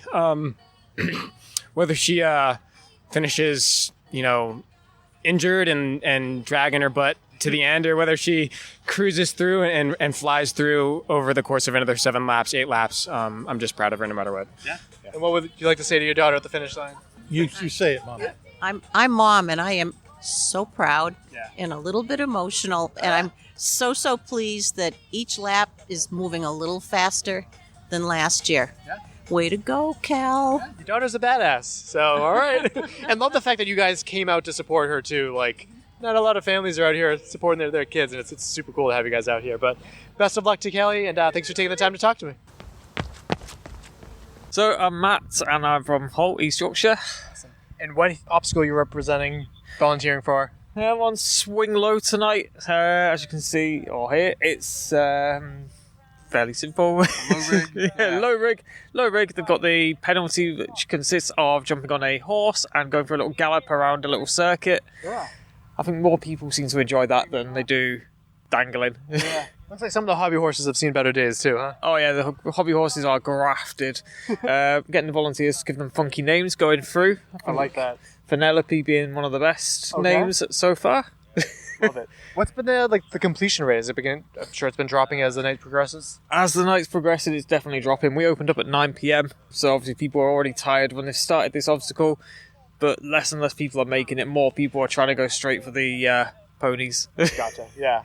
And how are you enjoying your time volunteering? I'm actually really liking it. I don't usually like night shifts, but this one, it's the participants that are making it more fun. Yeah. Everyone's got a big cracking smile on the face. Yep. Everyone's laughing or cheering. Get it? Nice job. Yeah, and even the people who are struggling are still managing to crack a smile. Yeah, absolutely. What made you want to volunteer at World's Toughest Mudder this year? I've done 13 Tough Mudders so far, so right. Yeah, it's the community spirit that always brings me back. So this is my first WTM volunteer shift. Cool. Yeah, community spirit and doing something new, meeting new people. Were you here last year at all, or is this your first World's Toughest Mudder experience? Yeah, this is my first World's Toughest. So what are your thoughts on, obviously a Tough Mudder is a challenge in itself, but 24 hours of this shit? I did the Unholy Grail back in 21, so okay. I kind of get the whole... It's a European-only thing too, yeah. Yeah, it was awesome. That nailed me. Yeah, I kind of get it, but 24 hours, why? Brings out the dark side of you, for sure, yeah. Yeah, I'll do a challenge, but 24 hours, come on. What do you love so much about Tough Mudder? It's always been the community. Yeah. I had it on my bucket list to do one Tough Mudder back in 2016. Okay. Saw a few lads running around with 10 times Tough Mudder headband and thought, I'm going for that. I'm taking my 10 times. And then the community, it's the people. You've seen it yourself. Absolutely. Just everybody bands together, strangers helping strangers. Mm-hmm. I love that. Yeah. What advice would you give to someone who's going to be taking on their first Tough Mudder, regular Tough Mudder? Take it slow. Talk to people. Get to know people. Grab a stranger. get to know the story, because everyone's got a story. Everybody here has a story. Yep. That's why I'm walking this media lab. And yeah, thanks for taking the time to talk to me, and enjoy the rest of your volunteer shift. Same to you, mate. Appreciate it. Awesome. Nailed it. Okay, let's start with your name and where you're from. Awesome. And It's called the Lumberjack. perfect. And what made you decide to volunteer for World's Toughest Mudder at midnight? I saw it on the agency that I work for, and I was after a bit of cash. And yeah, it seemed like a fun time, really. So yeah, that's why I'm here. So is this your first like Tough Mudder experience? Yeah, my first Tough Mudder experience. That is wild. What do you think so far? I'm quite taken back by it. I didn't know what I was getting into. Yeah, it's quite lovely. Yeah. Have you learned that? Do you want to? Yeah. Actually, I've been inspired. Yeah, it's quite beautiful, really, seeing people sort of egg each other on, and it kind of, in a weird way, seems fun. You know, I ran it last year. It is fun. Yeah. Oh, that's nice to hear. Yeah. It's it's a different kind of fun. Yes. They call it. I think they call it like type 2 fun. Right. Okay. Well, you're unlocking a new level there, I guess. Yeah. I'm also quite amazed by how nice everyone is. Like, you know, bear in mind, they've been running for how long is it now? 13 years. And they're so polite, and they say hello. And I don't know, I think if I was at that stage, I wouldn't have it in me. Think that, but then you're out there and like everybody else is so nice and you're like, oh, I can't be the asshole out here. So yeah, well, yeah, brilliant. Yeah. Perfect. Well, thank you so much for being out here. Yeah, thank you. My name is Maxine and I'm from Lincoln. Oh, is that in the UK? Yes, not Lincoln, American. I don't know. Maybe there's probably Lincolns in many countries, so you never know. Yeah, no, Lincoln, the UK, Lincolnshire. Oh, yeah, perfect. I'm from Yorkshire originally, but I live in Lincolnshire now. Okay, and what brought you to volunteer at World's Toughest Mudder this year? I love that. Have you ever completed a Tough Mudder before? No, I haven't. I have done long distance cycling and I have done some running and things like that, and I do train and stuff, but I'm not to the level these guys are at. You say that, but like there truly are so many just like everyday people on this course. Oh, I'm sure. I was at a triathlon. I forgot to ask you, what obstacle are you at tonight? I'm at the Mega Mile. It's a particularly nasty one because you're going in and out of water and up and over the mud heaps. Those are some of the biggest mud heaps I've ever seen. Yeah, and then by all accounts, it's like up to your chest, the water in some of the ditches. And I'm not a cold water person at all. I'm just like, ooh, yeah. But they're doing amazing, really are. That's awesome. Yeah. Thank you so much. No problem. Hey, from Nottingham. Perfect. And what obstacle are you volunteering at tonight? I'm doing the Great Escape. How has your experience at the Great Escape been? It's been really good. It's really impressive to see how many people have just been able to just keep going and persevere through everything, even though their minds and bodies are telling them to stop, but they're still going, and it's really impressive. Yeah, no, it really is. What brought you to volunteer tonight? Oh, I'm actually volunteering. I'm actually getting paid. Oh, okay. So tell me a little bit about that. How did you end up as a paid volunteer? So I work through loads of different event companies, and a company called Flair reached out to me and asked me if I wanted to work it, and I thought, you know what, I've heard about Tough Mudder. I originally thought it was a normal Tough Mudder, but then I found out it was the world's toughest mudder, and I thought, this sounds pretty amazing, yeah. But no, I'm really enjoying it, to be fair. It's really cool. That's awesome. Have you ever run a Tough Mudder or an obstacle course race before? I've not, but this has made me want to do one. This has really made me want to do one, yeah. So in OCR, we say you've like caught the bug. I've definitely I've got the itch. Got the itch. Are you thinking 24 hours, maybe like a regular Tough Mudder first? Like, what's your vibe? Definitely a regular one first. I don't even know if I've got it in me to do a 24-hour one, because you have to literally be built different for this shit. Sorry. No, you can curse. I think people think that, but like so many of these people are just like regular old, like work a 9 to 5, come here once a year. Yeah, that's impressive. Like, most respects to all of them, to be fair. Yeah. It's really, really cool. Well, maybe next year you'll be on course. Maybe, we'll see. You never know. Thank you so much for your time. I'm James. I'm from Birmingham, UK. How tall are you? 6'7". In the back of your bib says what? Big ladder. Big ladder, I love it. What made you want to come out here and help people at The Great Escape. Well, in 2022, I was at the Alabama event, ended up getting injured and joining the Men of Mudderhorn, lifting people. Was one of the best times ever, and I'm like, you know what? It's a fun challenge. Get the last person over. It's awesome. And how are you feeling? It's 2 o'clock in the morning now. You've been out here for hours. We got the tunes pumping. It's good vibes. I'm loving it. I love it. What do you love so much about the Tough Mudder, World Surface Mudder community? It's just like an insane group. The energy's mad, and just how can you not love everyone? It's amazing. So spirits are obviously high. How's your body feeling after many, many people crawling on you? If I don't think about it till tomorrow, then it's fine. Yeah. Are you going to the bar crawl, the pub crawl? I'm sure a lot of people are going to want to buy you drinks. Sadly not, but I'm going to be at brunch cuddling everyone. Yeah, love it. And what's some advice you'd give to someone who wants to help out at an obstacle for World Surface? Just lock in, make sure you've got all your supplies. There is a whole community of people who will love you, bring you water, bring supplies. Just take it in, enjoy it, and have a great time. Love it. Well, thanks for taking the time to talk to me, and thank you even more for helping out all these athletes out there. That's awesome. Thank you very much. I'm Simon. I'm from Aberdeen, Scotland. All right. And I've been out here since just after midnight. Celebrated Karen's birthday with her. Part of Team Scotland, so we went and crowned her with a Boston cone and give her a saltire. No Scotland, no party. No Scotland, no party. No Scotland, no party. And then came straight out here, and I'm going to be here till more or less finish. Love it. What was the first thing you gave her? A what? A cone, a traffic cone. Okay. You know, like they did in Boston. We're an hour south of Boston, so you guys were very warmly welcomed, which I was glad to see. Not so much in Miami. Miami's there's a whole different place, but yeah, we love to hear it in Boston. The Tartan Army even made a song, especially a remake of the Will Smith "Welcome to Miami." Oh yeah. They made a remake of it, the Tartan Army. Beautiful.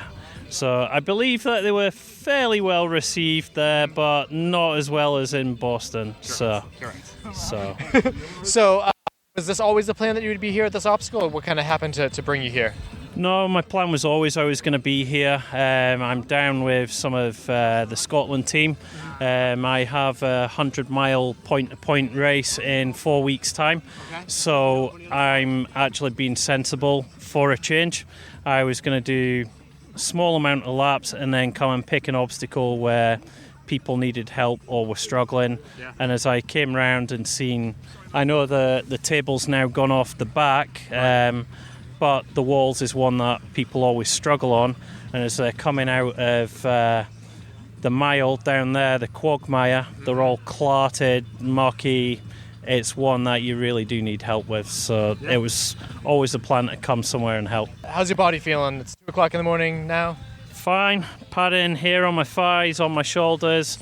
Not my first rodeo, and try to avoid the sort of corny bruises that everyone gives. But once I finish tomorrow, I've got a Swedish massage, full body massage, and hot tub, so that will help as well. I don't know if you've been following the elite race, but what are your thoughts on Grant Thompson representing Scotland in second place? Yes, we were hoping he would podium.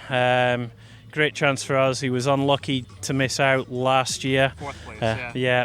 Been helped a little this year. One of the elites from last year kind of dropped out. Sean, I think he was leading for a while, was always, as I came past, he said he was just coming to kind of enjoy it. He's been unlucky at a few, so I understand he's back out on course now, which is great, or he's been out and done a couple of laps since. But no, really pleased for Grant. He's a good guy, and we really wanted him to podium, so we were throwing everything behind him to try and get that. Yeah. It's so wild that the whole country that's here represented is just so pro Grant. It's cool to see. He's the Scottish OCR athlete, to my knowledge. Yeah. He is. We've got a couple of others, but he is the one. He was our best chance of podium. Obviously, there's other age group podiums, and we had Sancha from the females who was on the podium, second or third place last year, I think. So she did well, but no, everyone roots for Grant. He's a lovely guy, and if we asked him to bring out something to some of our guys who are out on course, he absolutely would, but we would never ask because we don't want to hinder him. We want to see him up there and podium like he deserves and getting that recognition. Love it. Yeah. Thanks for taking the time to talk to me. Good luck with the rest of your Cheers. shift. Thanks so much, guys. Yeah, good talking to you. Joe Rucco, Gainesville, New York. Do you want to be in it too? Yeah, can be. Name it where you're from. I'm Patrik. I live in the Netherlands. Yeah. And what are you helping out at today? We're at Everest. I've been here since 9 p.m. and Patrik was kind enough to join me a little while later to help out. Nice. How's it been so far? Yeah, I did 55 miles. Then I had a pain in my foot, and I saw him alone. Then I thought, okay, I will help him. Right, yeah. Because alone here it's not nice. Yeah. So the injury you have isn't related to your arms. So you're working your arms out. How's that been going? It's been great. Most of the people are fairly effective at getting up with assistance. A couple people here and there are very difficult to get up. So shredding the arms a little bit. Right. How are your arms feeling? Yeah, I'm good. I'm strong, but my fingers are not good. But the arms are perfect. Yeah. Fair. What advice would you give to someone who's thinking about, pivoting their race to come out here and help at Everest or some other obstacle? I think it's challenging, but I think if for some reason your race isn't going the way you want and you can spend at least some time here, I think it's a good thing to do. Even if it's just like you're in the middle of a lap, you want a little bit of a break, stay here for 10, 15 minutes, help a couple people out and keep moving, I think it gets overlooked more often than not. Right. Yeah. When you were out here before. Fair. Yep. So when you were running before, were there other people at Everest, or has it just been kind of like rotating? What's been happening here? He was here. Yeah, that's why I'm here. Yeah, but. Well, I mean, like before Joe, was there anyone out here? No, because he's here since 9 o'clock. Yeah. Yeah. That's when that opened at 9. Yeah. Very different from the States, huh? Very different. I was expecting at least one other person to be over here. I'm glad that I came since there would have been no one. But yeah, I was surprised. Yeah. And then just final thoughts on how World Toughest Mudder went. You did a bit of a pivot, but how are you feeling about it? No, I'm frustrated because I was aiming for 100 miles, yeah. But I'm glad that I can help Joe because he's a good inspiration for what he does. Absolutely. Yeah. It'll also be here next year too, so you'll have another go at it, right? Yeah, I think I will let my body recover good because a year ago I got an injury and it doesn't want to go away as I want to, yeah. Yeah, take care of it. Yeah. Awesome. Well, thanks for helping out and thanks for taking the time to talk to me. Yeah. Martine Henderson, and I'm from Scotland. Awesome. And couldn't tell, by the way, with not at all. Not at all. Nope. And you guys recently took over my state of Massachusetts. Have you been following the World Cup? I don't follow the football, but I'll follow the Tartan Army.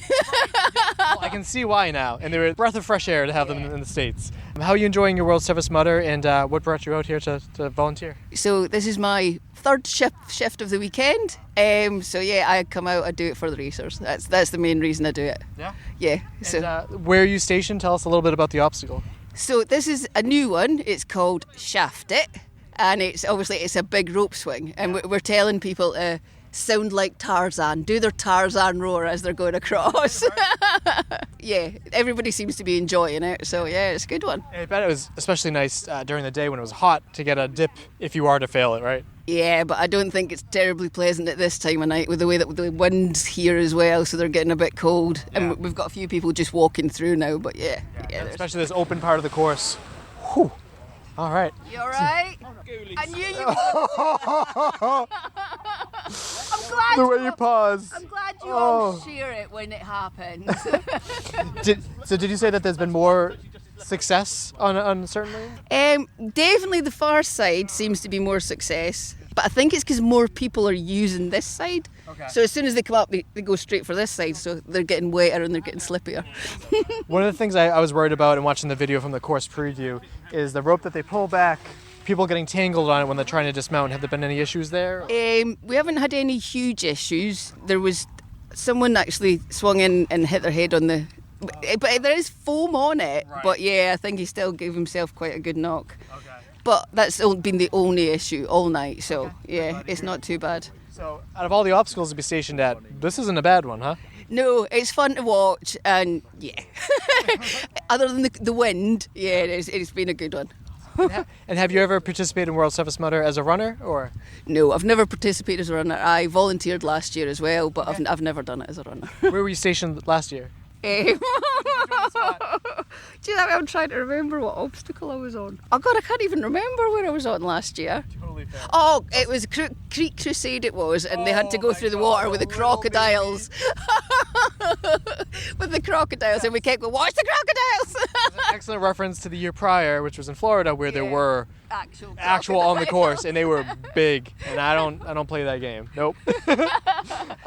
Final thoughts of why people should come out and either like run World's Toughest Mudder or be an awesome MVP. Is that what you call them out here? Yeah. It's so much fun, and everybody that's out here doing it is doing their best, trying their hardest, and they need the encouragement through the night hours especially. So you come out, bring your pep with you, bring your cheer, and just cheer them on. Well, thanks for taking the time to talk to me, and appreciate you cheering on all your fellow mudders. No worries, thank you very much. Love it. These guys can choose whether to go into the water or whether to try and get across.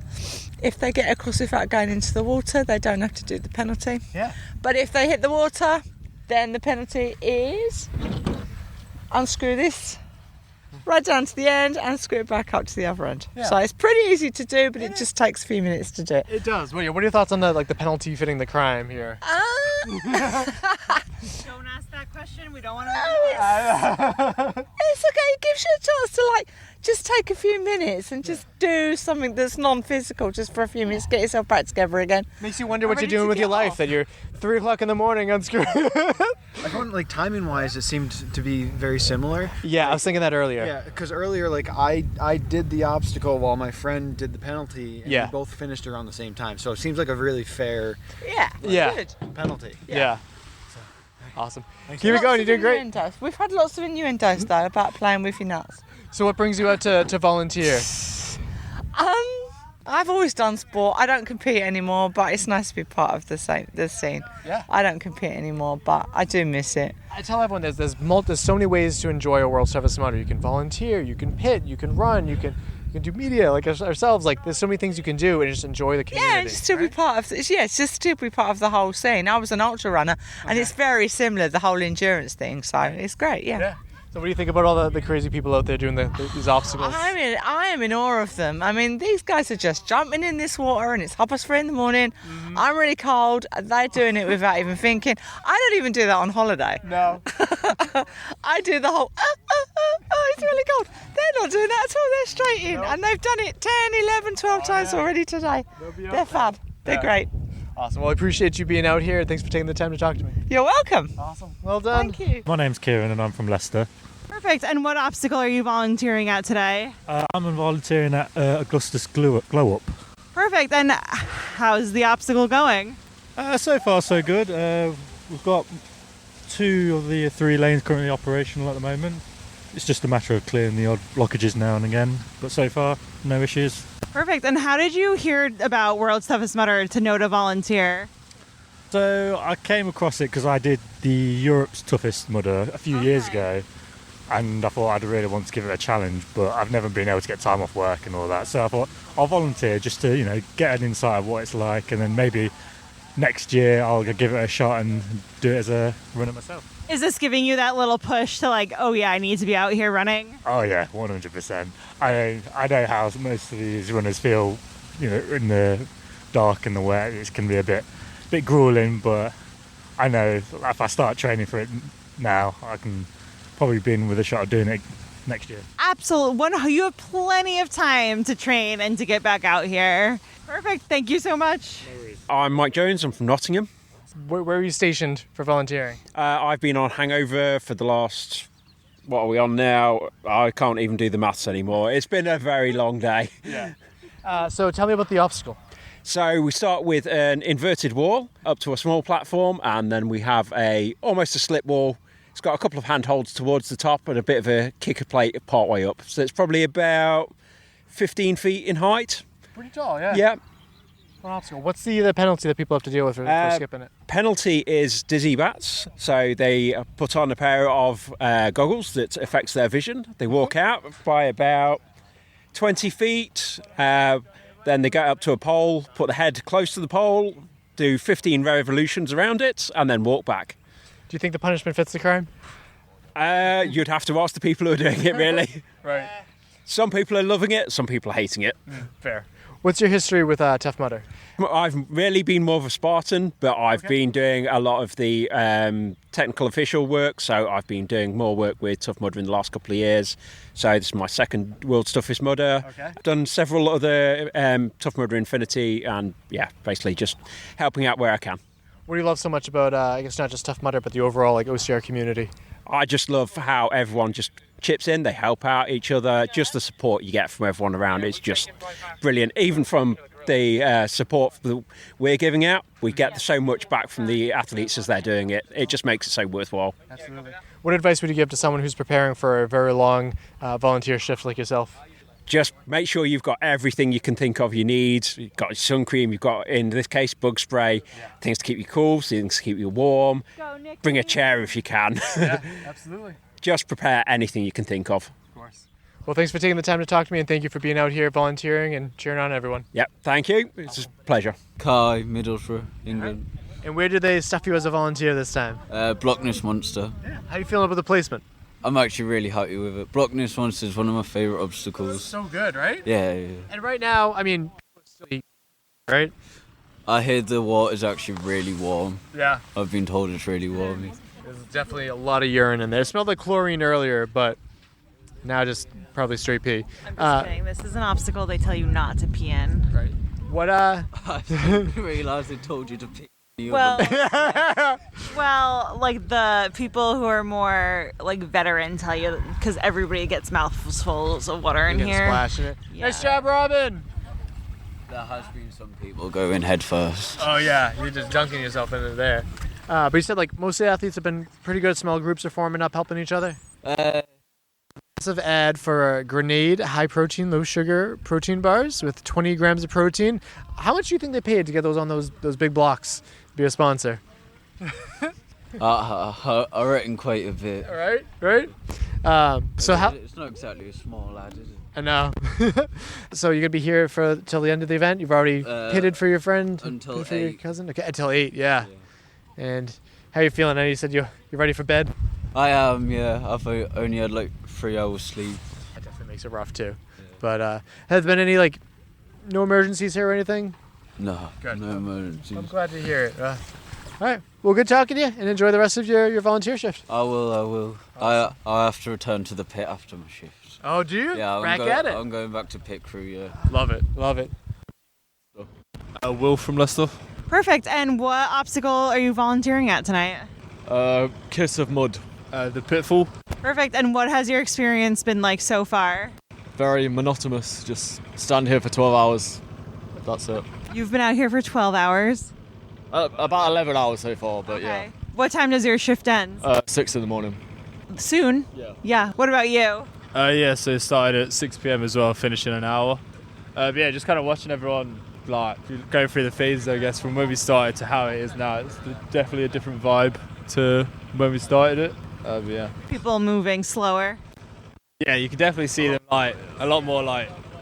You kind of want to say good job, but I think that's kind of the last thing they want to hear. They just want you to tell you to shut up and just kind of get on with it. I don't know. Sometimes the encouragement is nice. Yeah, but I think at least from my perspective, like when it's me. Yeah. Like when you're like 50 miles in like these guys are, like the last thing you want to hear is, oh, well done. You just kind of want to just knuckle down and get through it. But yeah, I think that's just more me. Yeah, that's fair. How did you guys end up volunteering for WTM? So, but when we saw if you volunteer, you get free race credits, we decided to volunteer and then do races. So for 12-hour volunteer shifts, is that 1 race code, 2 race codes? Depends. 5 12-hour shift. Okay, that's awesome. Have you done a Tough Mudder before? No, we've not done any Spartan race yet. You too? No, yeah. The latest event we did was the Katelyn Yomp, which was a 56-mile walk. But this will be the first time we do an event like this, like an obstacle course event. So walking away from World's Toughest Mudder, you think this is something you'd want to do in the future? In the future, yeah, but have to build up to doing a 24-hour version. Maybe some of the shorter ones first. What about you? Yeah, no, absolutely not for the 24-hour event, but definitely for more of the like race type events where it's more of just a distance and you're trying to go for it. But I think the mental strain of doing it for 24 hours, I think is just a bit much. That's totally fair. Well, thank you so much for being out here. Mason Robson from Middlesbrough. Perfect. And what obstacle are you volunteering at? At Mudderhorn.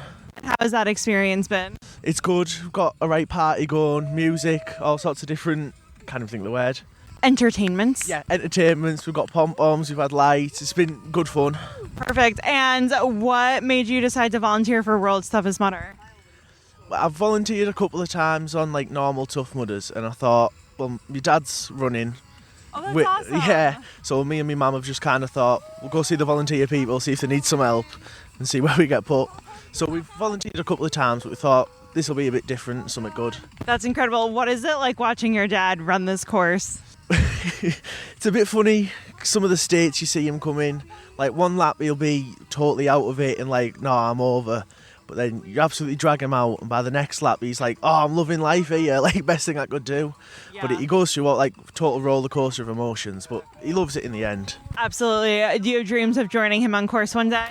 Oh, I don't know. I've done like the kids ones years ago, but I might end up doing one eventually. But you never know. Never say never. Say never. I might end up doing one, but God knows when. Right. Perfect. Thank you so much for being out here. Grumpy Crew. Perfect. And what obstacle are you volunteering at? Electric shock therapy. And how did you get so lucky that this is where you got stuck? Because I'm reliable and they know that I won't let people kill themselves. That's good. Have you volunteered at this obstacle before? Constantly. Oh, so it's like it's you either volunteer here or you don't volunteer? I'll go wherever I'm needed, but yeah, they know they can leave me here and not have to worry or second guess. So it's great. That's incredible. How many Tough Mudders have you volunteered for? More than 30. Oh my gosh, that's incredible. Okay, so what originally drew you to the community? I did another race first and then did a Tough Mudder one to see what it was like. So, and then I just carried on from there. That's totally fair. Have you run World's Toughest Mudder before? No, it's far too expensive to go where it used to be in the US.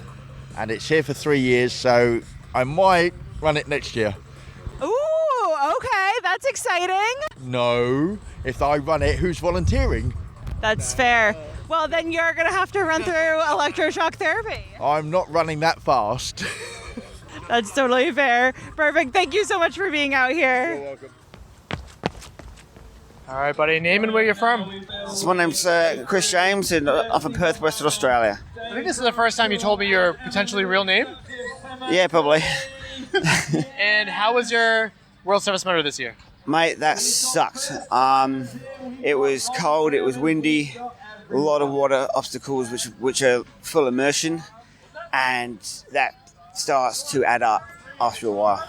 It's funny that you highlight the cold before the heat, but also you're from Australia, so I guess that's a factor there, huh? Yeah, so we like a nice warm sunny day back home, and it was a nice sunny day when we started, and it quickly turned on its head, and yeah, that was a long night.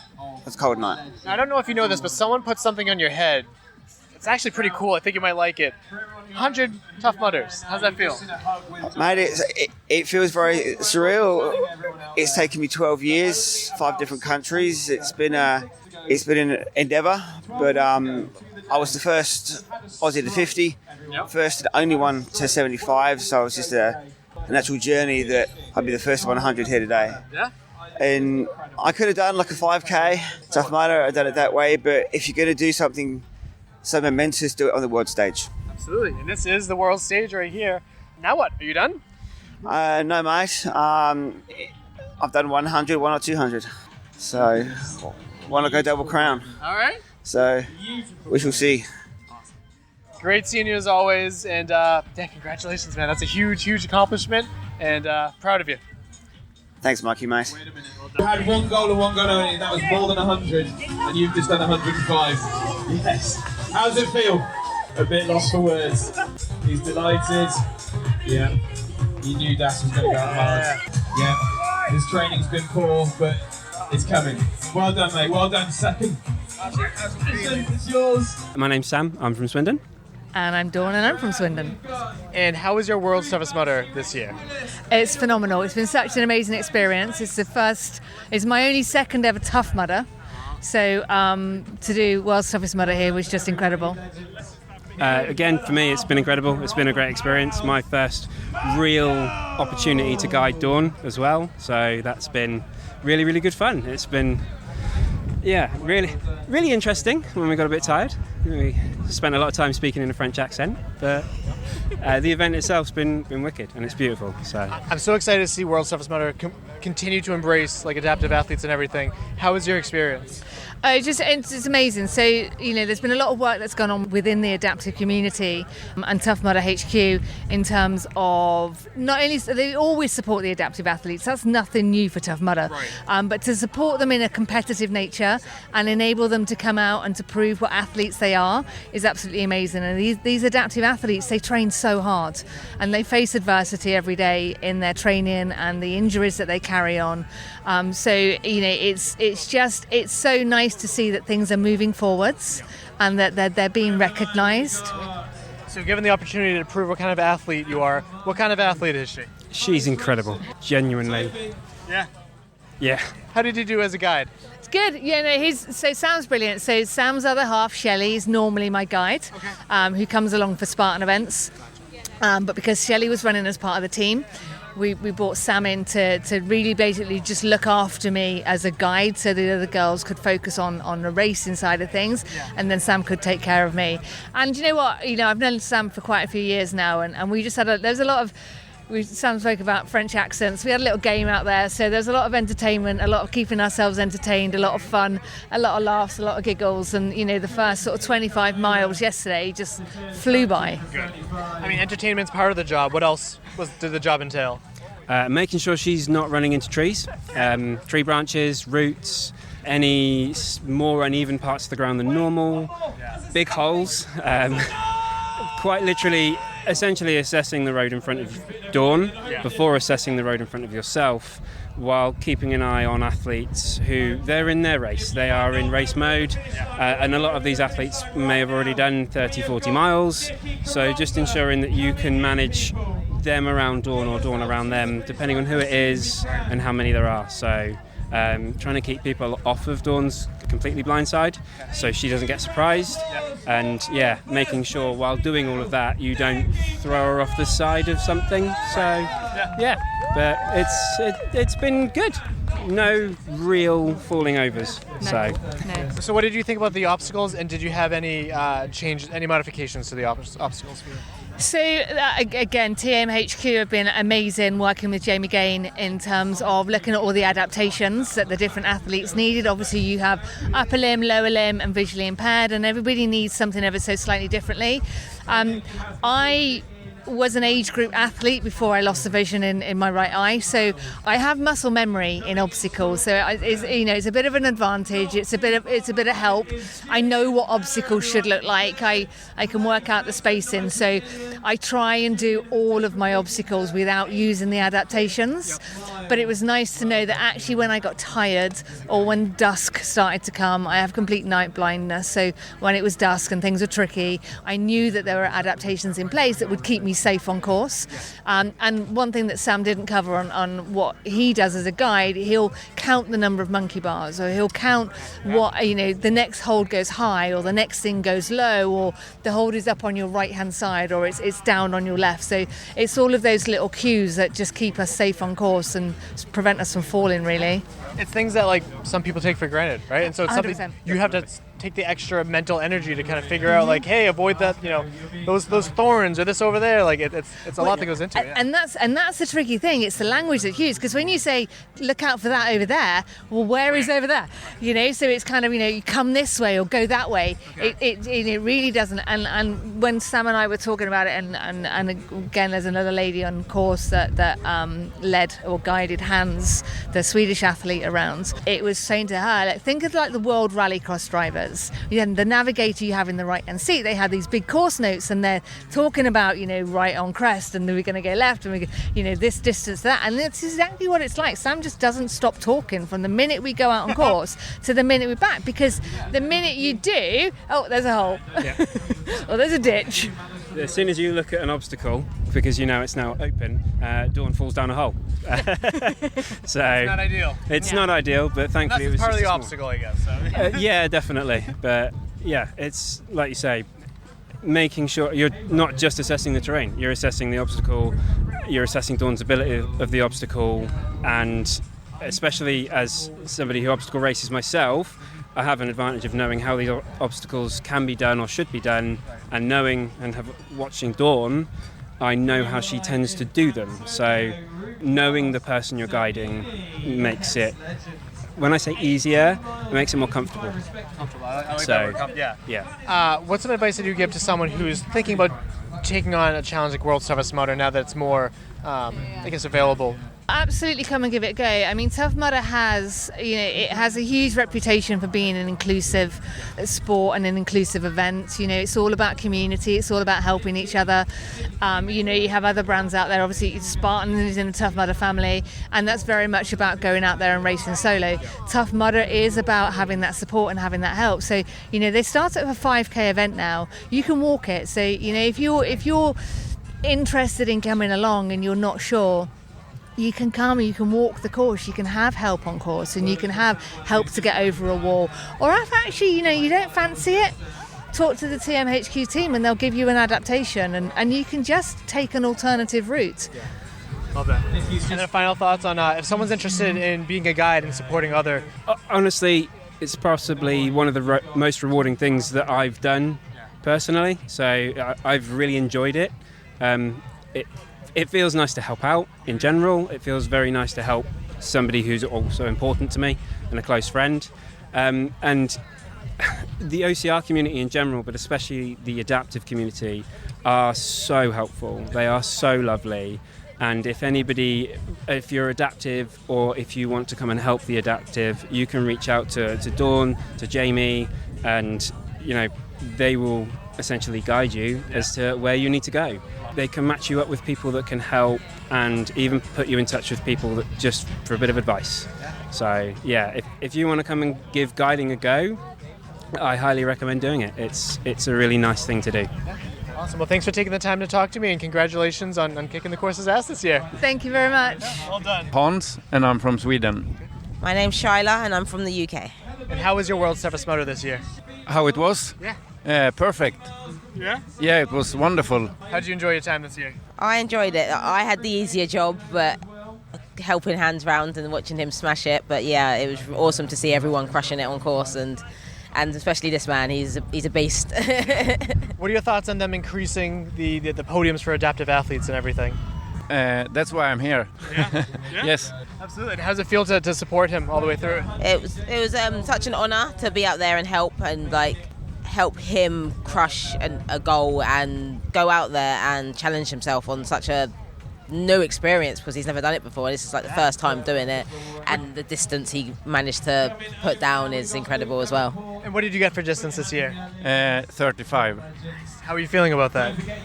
I'm happy with it. Yeah. Did you have any favorite obstacles or obstacles that you didn't look forward to seeing? I didn't look forward to the electric thing. Fair. And the favorite one was the big swing, the rope swing. Yeah. I feel like you're flying, right? Yeah. And I also have to say I'm honored for every guide. They're doing an amazing job. Yeah.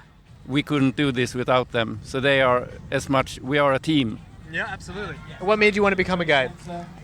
This is my first time guiding as well. So in one of our group chats that we have for the UK athletes and OCR competitors, Jamie's new hands was coming and that he needed assistance because his guide couldn't come over. So I knew I was going to be free.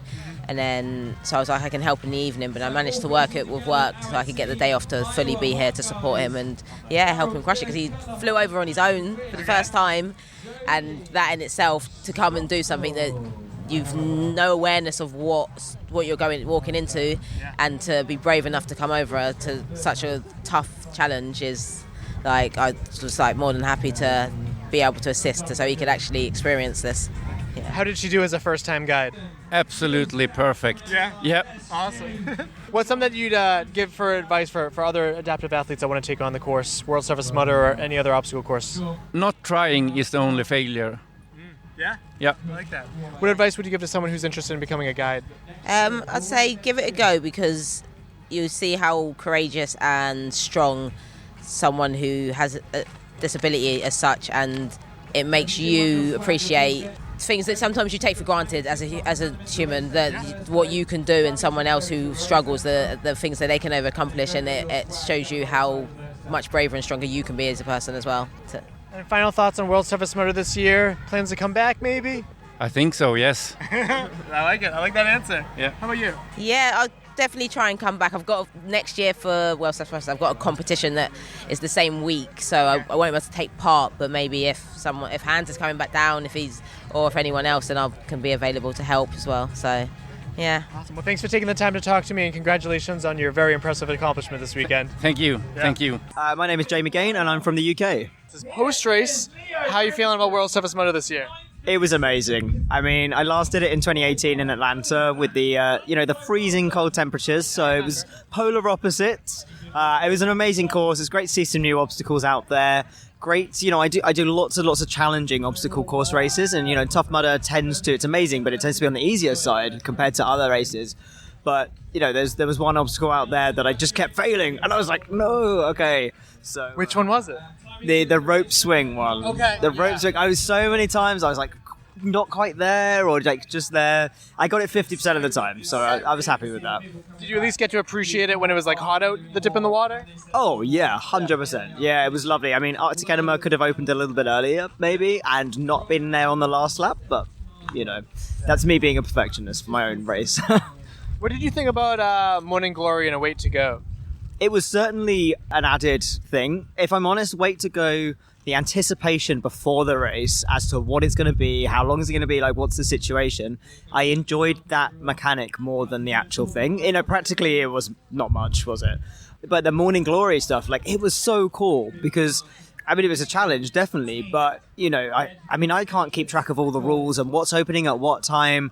So it was like a brand new course every single lap, and it kept things interesting. Good way to look at it. And how was it not only sharing your course with fellow World's Toughest Mudder athletes, but seeing adaptive athletes that you kind of open the door to kind of help them come out and compete? You can only imagine like the amount of work that you put in behind the scenes to make this happen as a reality.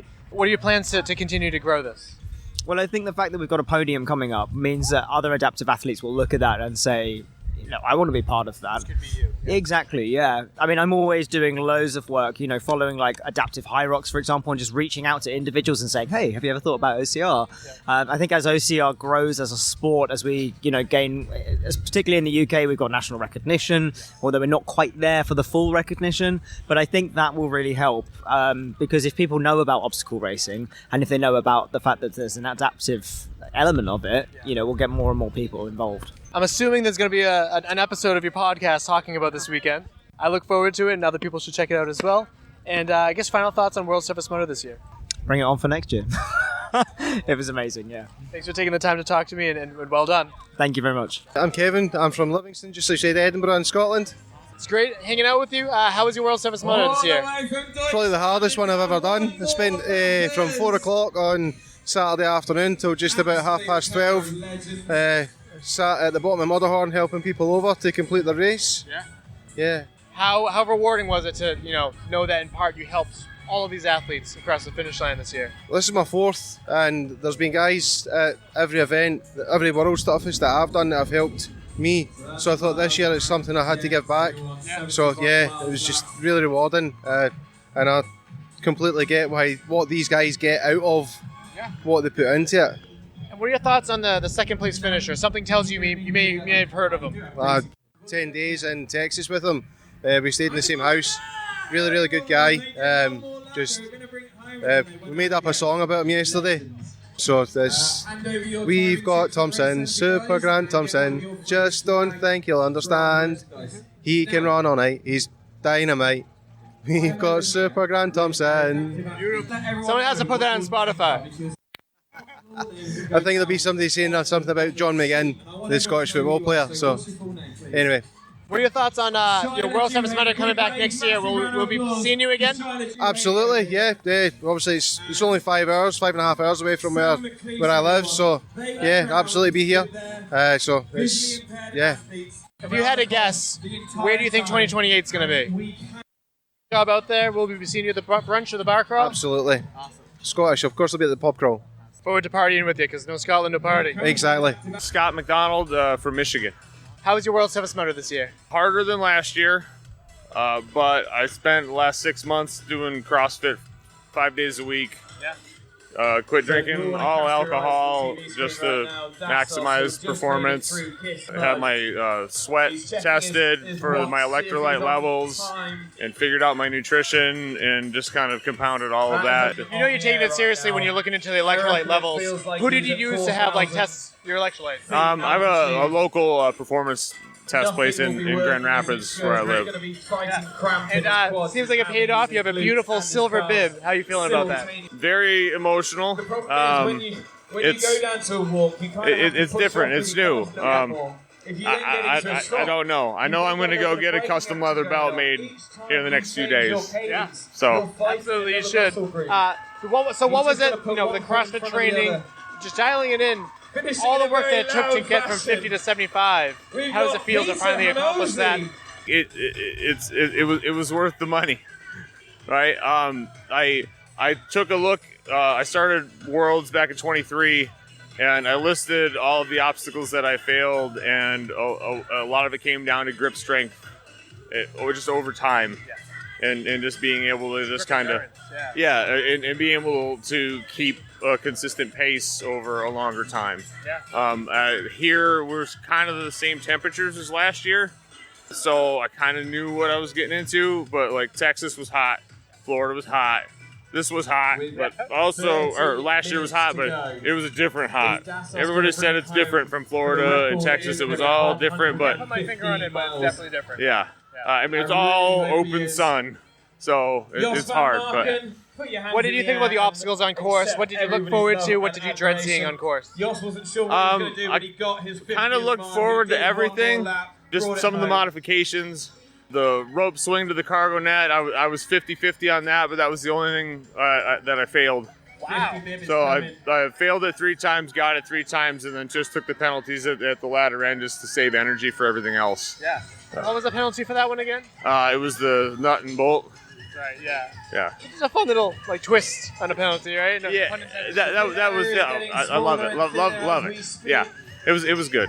So now that you've accomplished 75, there's always like dirty silver. Like, what are your thoughts? Like, is there something more you want to do? Are you feeling good about it? You just want to come back out and have a good time? What are your thoughts now? I mean, a couple weeks ago, I said, I want to push for 80. And I kind of had that in mind, but not having like everything that's going to work exactly for my nutrition, but I knew I just needed to eat way more consistently and hydrate way more. At the moment, it's one of those like I'm never doing that again, but like come Tuesday or Wednesday, I'll probably be like, all right, let's go. I've convinced myself again, right? I mean, it depends on what the belt buckle looks like next year. Yeah, that's very true. It's very, very beautiful this year. I heard you say 5 stars to Will. Please explain to him why he needs to start World Toughest Podcast up again. I looked forward to it in the past. Just the information that was provided, and because like you can direct new people or people that are considering doing it to some of the old stuff, but it's changed so much over the years that like it would be good just to start up, even if it's a few things, you know, and the hype build up. You know, especially with it being over here, to draw a little bit more from across the pond over this way, you know, you get that fear of missing out. And he started as a way to kind of motivate himself too, like, you know, I'll train for next year, and all of a sudden, oh my God, it's a few months away. But with that podcast, it was a constant reminder, hey, it's coming up 8 months, 7 months. It's that constant reminder having him in your ear.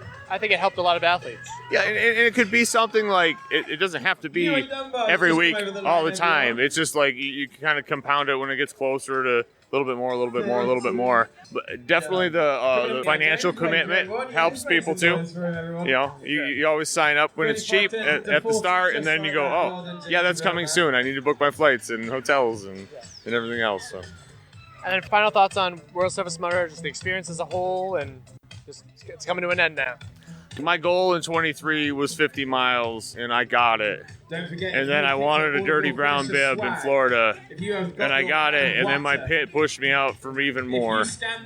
And then last year I didn't do as much here. I had a small injury leading into it from the Michigan race for 2 weeks prior, and we had 4 days in Iceland afterwards. So I front-loaded my vacation on this one. So it's pretty good. Well, thanks for taking the time to talk to me, and congratulations on Silver Bib. Thank you much. I will flaunt this endlessly. Welcome back. Thank you to everyone that talked to us both on and off the mic at World's Toughest Mudder and Morzine. 4 related episodes. Oop, I wasn't ready for this. There's a bunch. You know there's a bunch. As long as Katelyn updated the website, I can see... Yep, Grant's episode. Episode 360. World's Toughest Mudder. Actually, we'll skip to...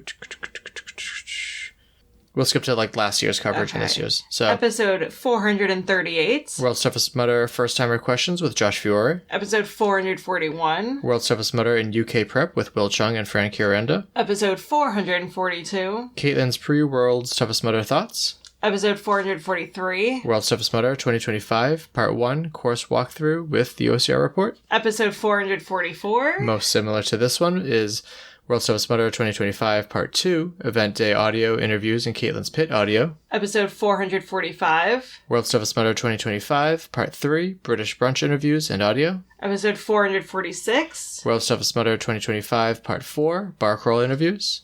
Episode 449. World's Toughest Mudder 2025 Part 5 Giles Chater Interview. And then, of course, last couple episodes. Oh, goodness. Episode 494. Grant Thompson on Scotland, UK OCR, Endurance Series, World's Toughest Mudder, and more. And it looks like our last episode isn't on the website yet. We'll have to get on that. But whatever our last episode 495. Was. Which was probably World's Toughest Mudder 2026 Part 1 pit setup interviews and stuff. And course walkthrough thing. Not course walkthrough. I don't know. We went over reviews. That was a thing. That was an episode. Subscribe and follow wherever you get your podcasts. We're on all the podcast players under Obstacle Running Adventures. Yeah, you can check us out on social media, mostly on Instagram, but also on Facebook. You can leave a review on that Purple Podcast app or on Spotify. Yeah, or just shoot us a message. Let us know what you think of our coverage. We put a lot of effort, time, and money into these episodes, of course. Yeah. You can also support us over on Patreon financially. Please join on the website if you're interested in doing this and not on the app, because Apple will charge you additional fees, and that money wouldn't go to us, and that's not great. Right. But you can support us with as little as $2, as many as $10. It really goes a big way to supporting the show, because honestly, the way finances are looking, definitely not looking like going crazy with traveling next year, and that's okay. I need a real vacation. Coming up next, Part 3, Brunch. I haven't edited these interviews and audio yet, but hopefully everything came out pretty good. I know that there were a little bit of issues with the audio this time. I just kind of had to truncate the silence, and it is what it is. But and then following that will be Part 4 for the bar crawl, and then my plan is to go to more zine episodes.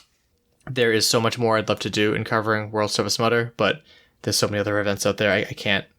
I know. We're dedicating a month to it. That's a good amount. That is a good amount. My joke was the Declaration of Independence written in Philadelphia? Yes. No, it was written in ink. Nice. And then my quote is from Paulo Coelho.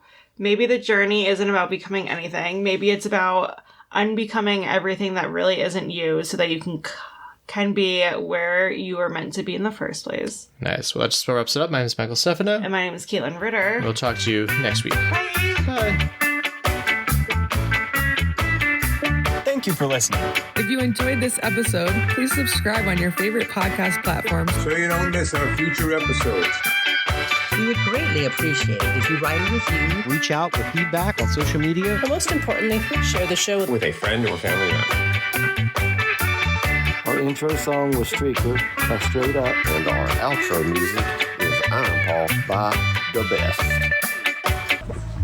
It's just one of those things, like, unfortunately with adaptive racing, there's this great thing of like, it's horrible, like, oh, isn't it nice that they're taking part? And no, it's badass that they're taking part. Like, yeah, just like everybody else out there.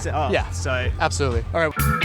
People who are veterans will be like, how's it going first timer? It's like that extra boost. Also, I love the sparkle. Yeah. Is it the unicorn snot? Yes, it is. Okay, that brand is like taking over, so I figured as much. I need this for this weekend. We don't have Make room for Jesus. Clip him on in there too. Yeah, right. Perfect. So we'll get started with your names and where you're from.